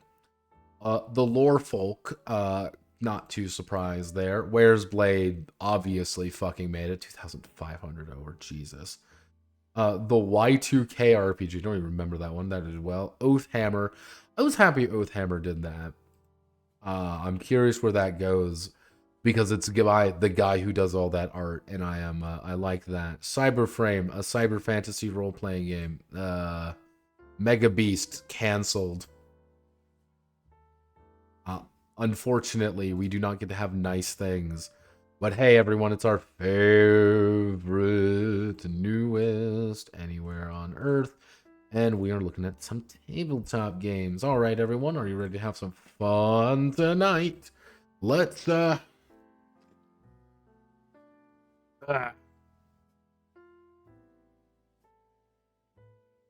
see. 3D printable fantasy can holders. Why are you here?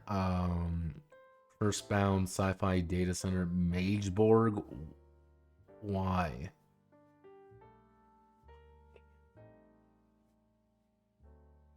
A philosophical card game. Yeah, no. Prussian Guards. Heavy Bottle. No. Mud Bones. No. No. No. Mazes. Cool. Mazes is getting new things. That's neat. Horn. That's neat.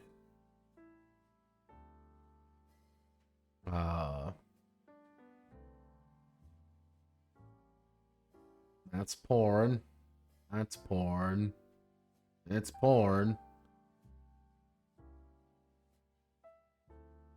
STLs, Ivy. That's just STLs, porn, Shadow Dark, STL, 5e, STL.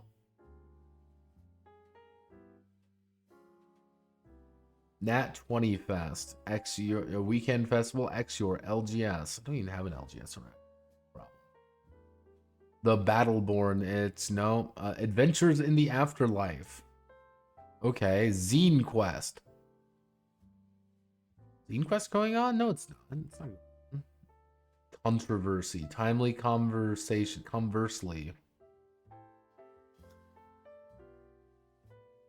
Okay, we're and old school meets new school, a Weird West fantasy Echo Lifeboat. Where there are no roads.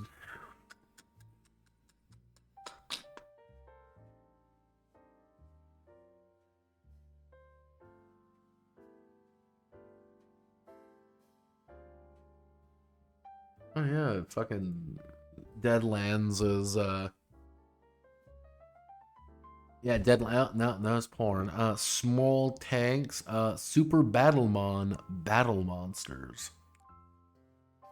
TCG like gameplay. I don't even like that. I hate that so much. Nope. The Dark Forest. All right, all right. Surreal Punk. Surreal Punk. Born, STLs, Zine Quest.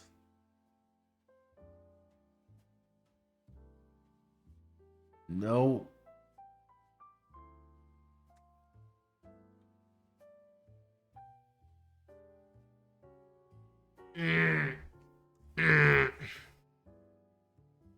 Is Zine Quest going on? Like, I don't think Zine Quest is going on.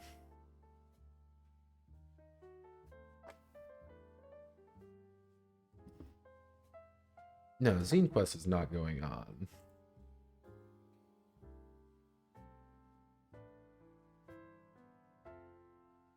Nope, I guess Zine Quest is.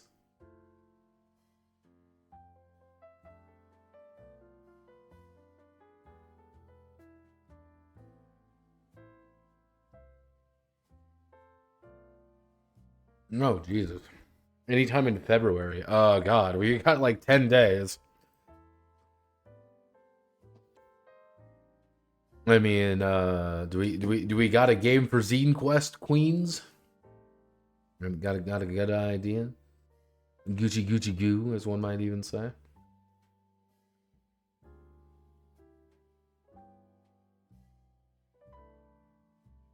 Let's see. Child's First Miniatures. Powerpuff Girls Recharged. It's porn. Shadow Dark. Ivy. Titular Dollhouse. Clown Migration. No.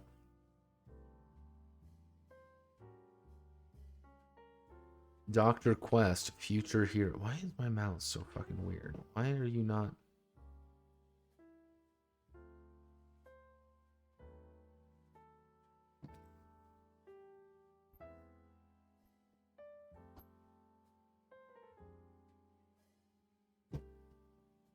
I'm not going crazy. It's like my mouse is not moving the way it should. I don't know why. Practical Architect. Satyr Girl Adventure.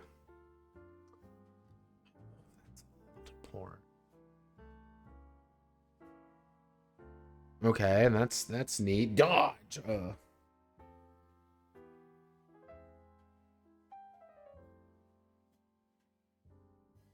Hmm.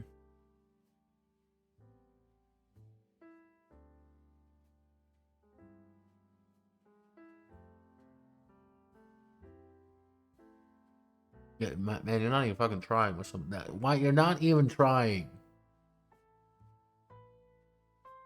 Oh, come on. Come on.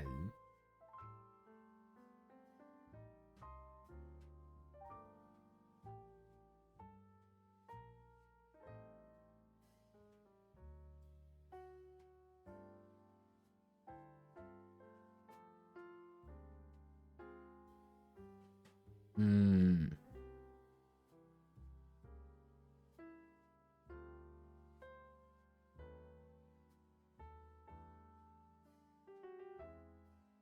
Big role-playing game full of pigeons. He didn't even say it right, so I'm not going to click on it.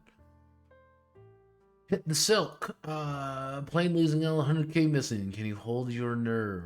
Alright, that's... Okay, Zombie Rain. Grimdark, Shadow Dark setting. I'm gonna kill myself.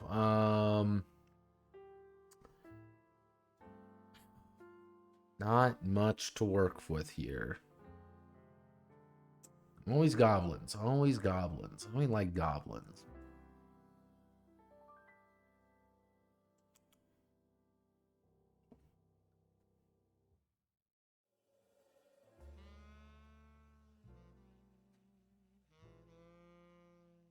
Moonboard, Beast Ward, RPG board game.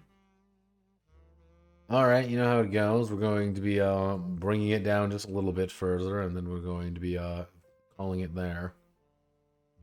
Quadruped Harvest Rot, Folk Horror. No. Red Dungeon. No. Populated Hexes, Tick a Whack. The Tournament Saga, martial arts board game.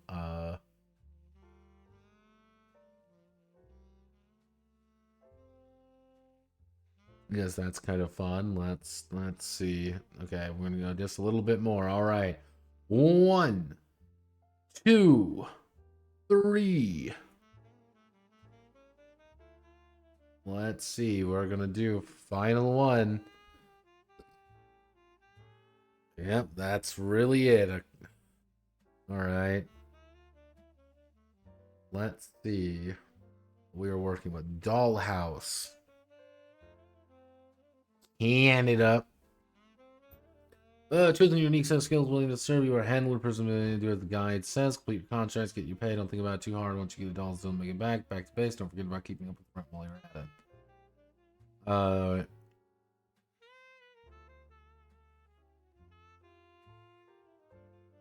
Oh, it's Girls Frontline. It's like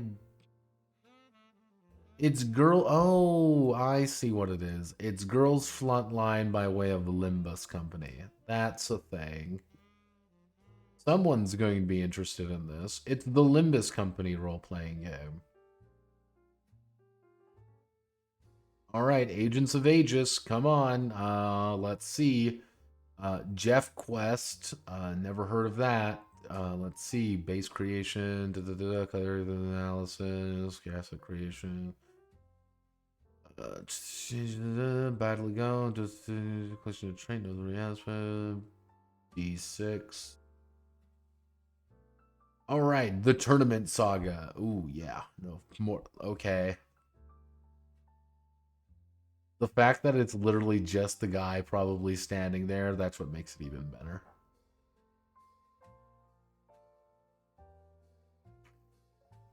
The fact that I know that it's just probably this guy and his friends makes me like it even more.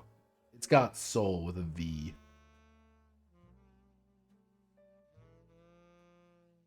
It won't get funded, but it's got soul with a V.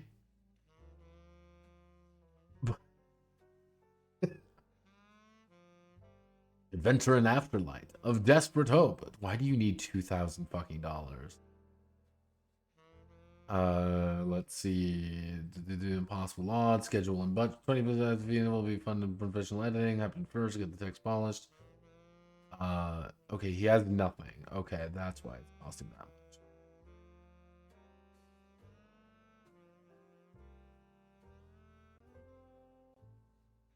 Adventure, the ossuary of strange fantasy dungeons class, endless options, 3D PDFs. Class not balanced. They are balanced against campaign. Choosing class, choosing what kind of damage you want the campaign to suffer. Under transformative design. Read the Dragon magazine. There was a back class infinite roll and change how the game works. Force scoop to it after break. Class decision permanently how the game is played.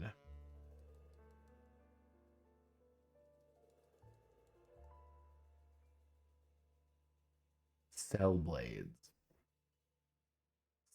Blades. I'm old. You might be old. You know what? Yeah, no. Shine on, Crazy Diamond. I'm old. 16 pages, 16 pages. Is it literally just 16 pages? Modular, no print books at the moment. It's just PDFs. All right, you know what? Go for it. Okay, what mechanics are we doing? Well, you don't tell me what the mechanics are, so okay. Twilight Riders. Let me guess. Is it? It's not blackjack. Good job, everyone. It's not blackjack. We are making progress. Sorcerer's Sombreros. Player forward magic's 20 example spells, 9 groups of factions. Character sheet pad.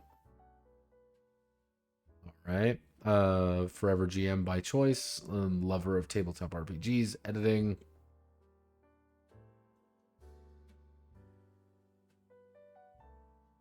Seems pretty easy. It's fucking Deadlands. What do you goddamn expect? Bruce Campbell? Why is Bruce Campbell? Actually, yeah, no, I guess that makes sense. Dark Forest. Let's see. Tabletop Dark Forest. Exciting game book. 2D10 system. Similar swing versatility. All right. Who am I?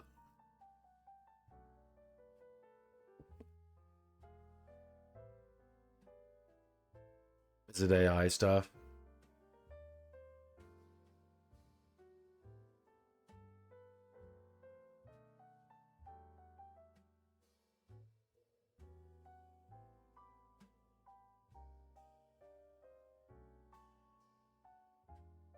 That's cool.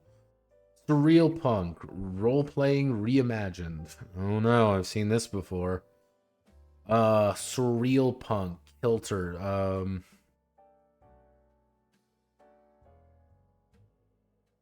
Folk groups. Kilter, Contradictions, Farmer Plaza, Fields Around Dazzling, Room Shock, Shock Ancient Wonders, alongside Bubblegum and Oxford. The folk, the mer.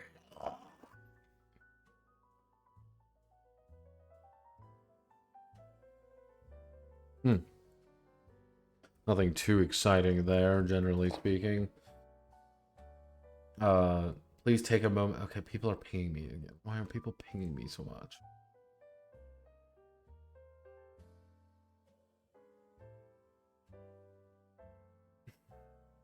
Let's do. Oh no, I hit the wrong one. I hit games instead of real games. Pumpkin Spice not helping the accusations.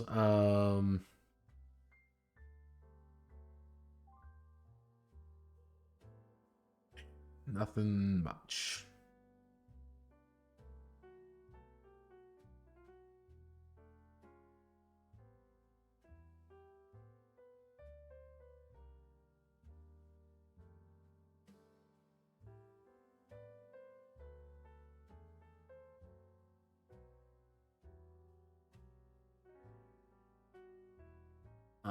Not much to really work with.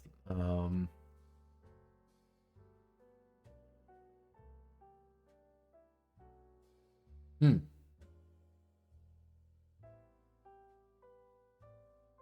Hmm.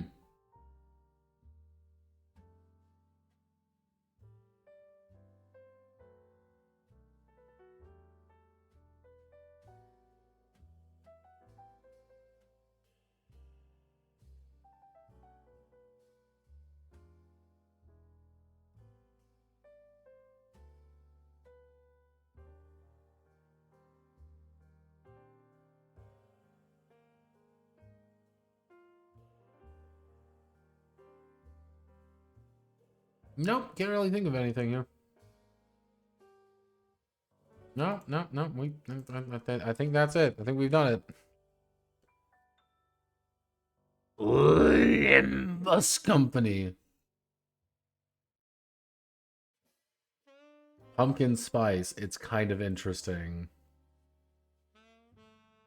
One latte and a couple of D6s at a time. It's...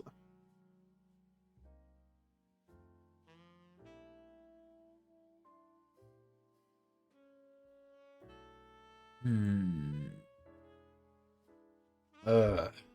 No. Really though, take a look at it. What? There's nothing here. It's the quick start. Okay, fine. I'll look at the quick start. I'm not paying for anything though. Fine, let's take a look.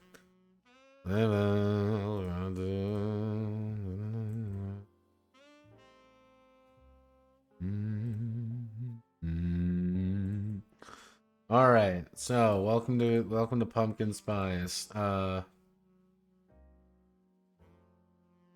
let's quick start. Tell me more.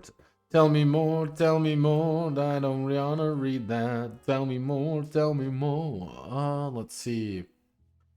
Playthrough adventure. Besides section with cafe sheet. Fountains of magic. Once upon a fountains with smelling down the valley.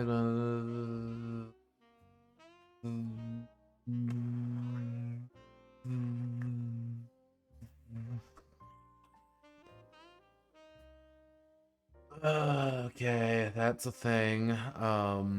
Cool. Mm.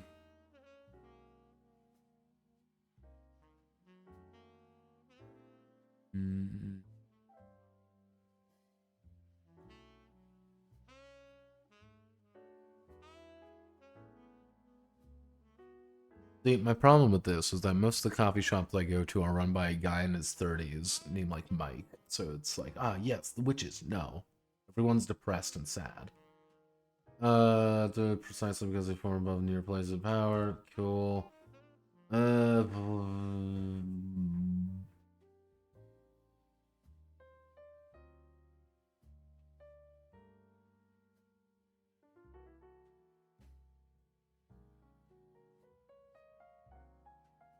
We will never need to add or subtract numbers. Oh, wow.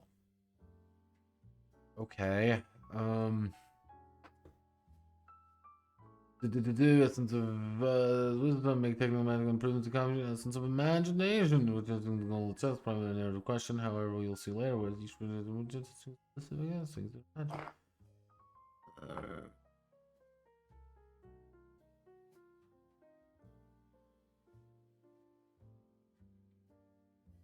You can shine on these. Give me. Let's see.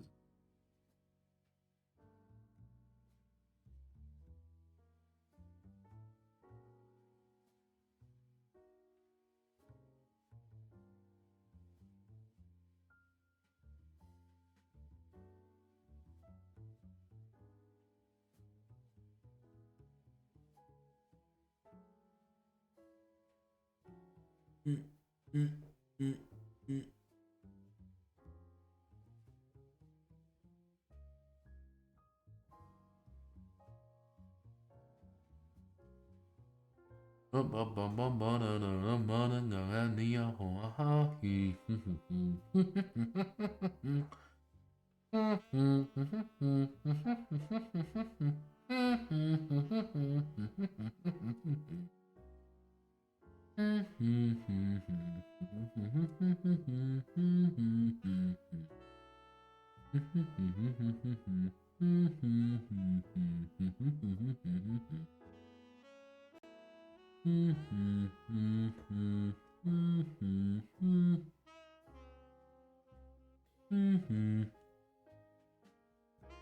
Mm-hmm.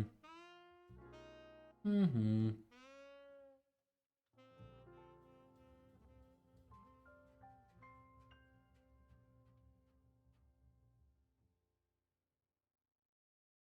Mm.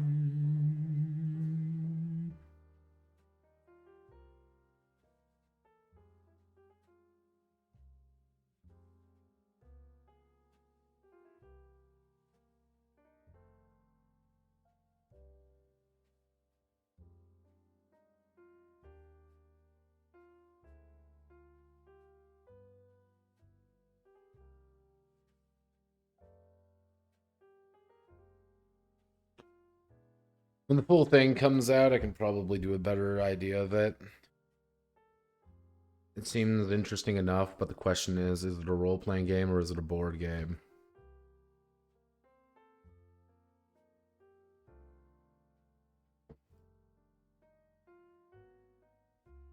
Right now, again, it's one of those things where it's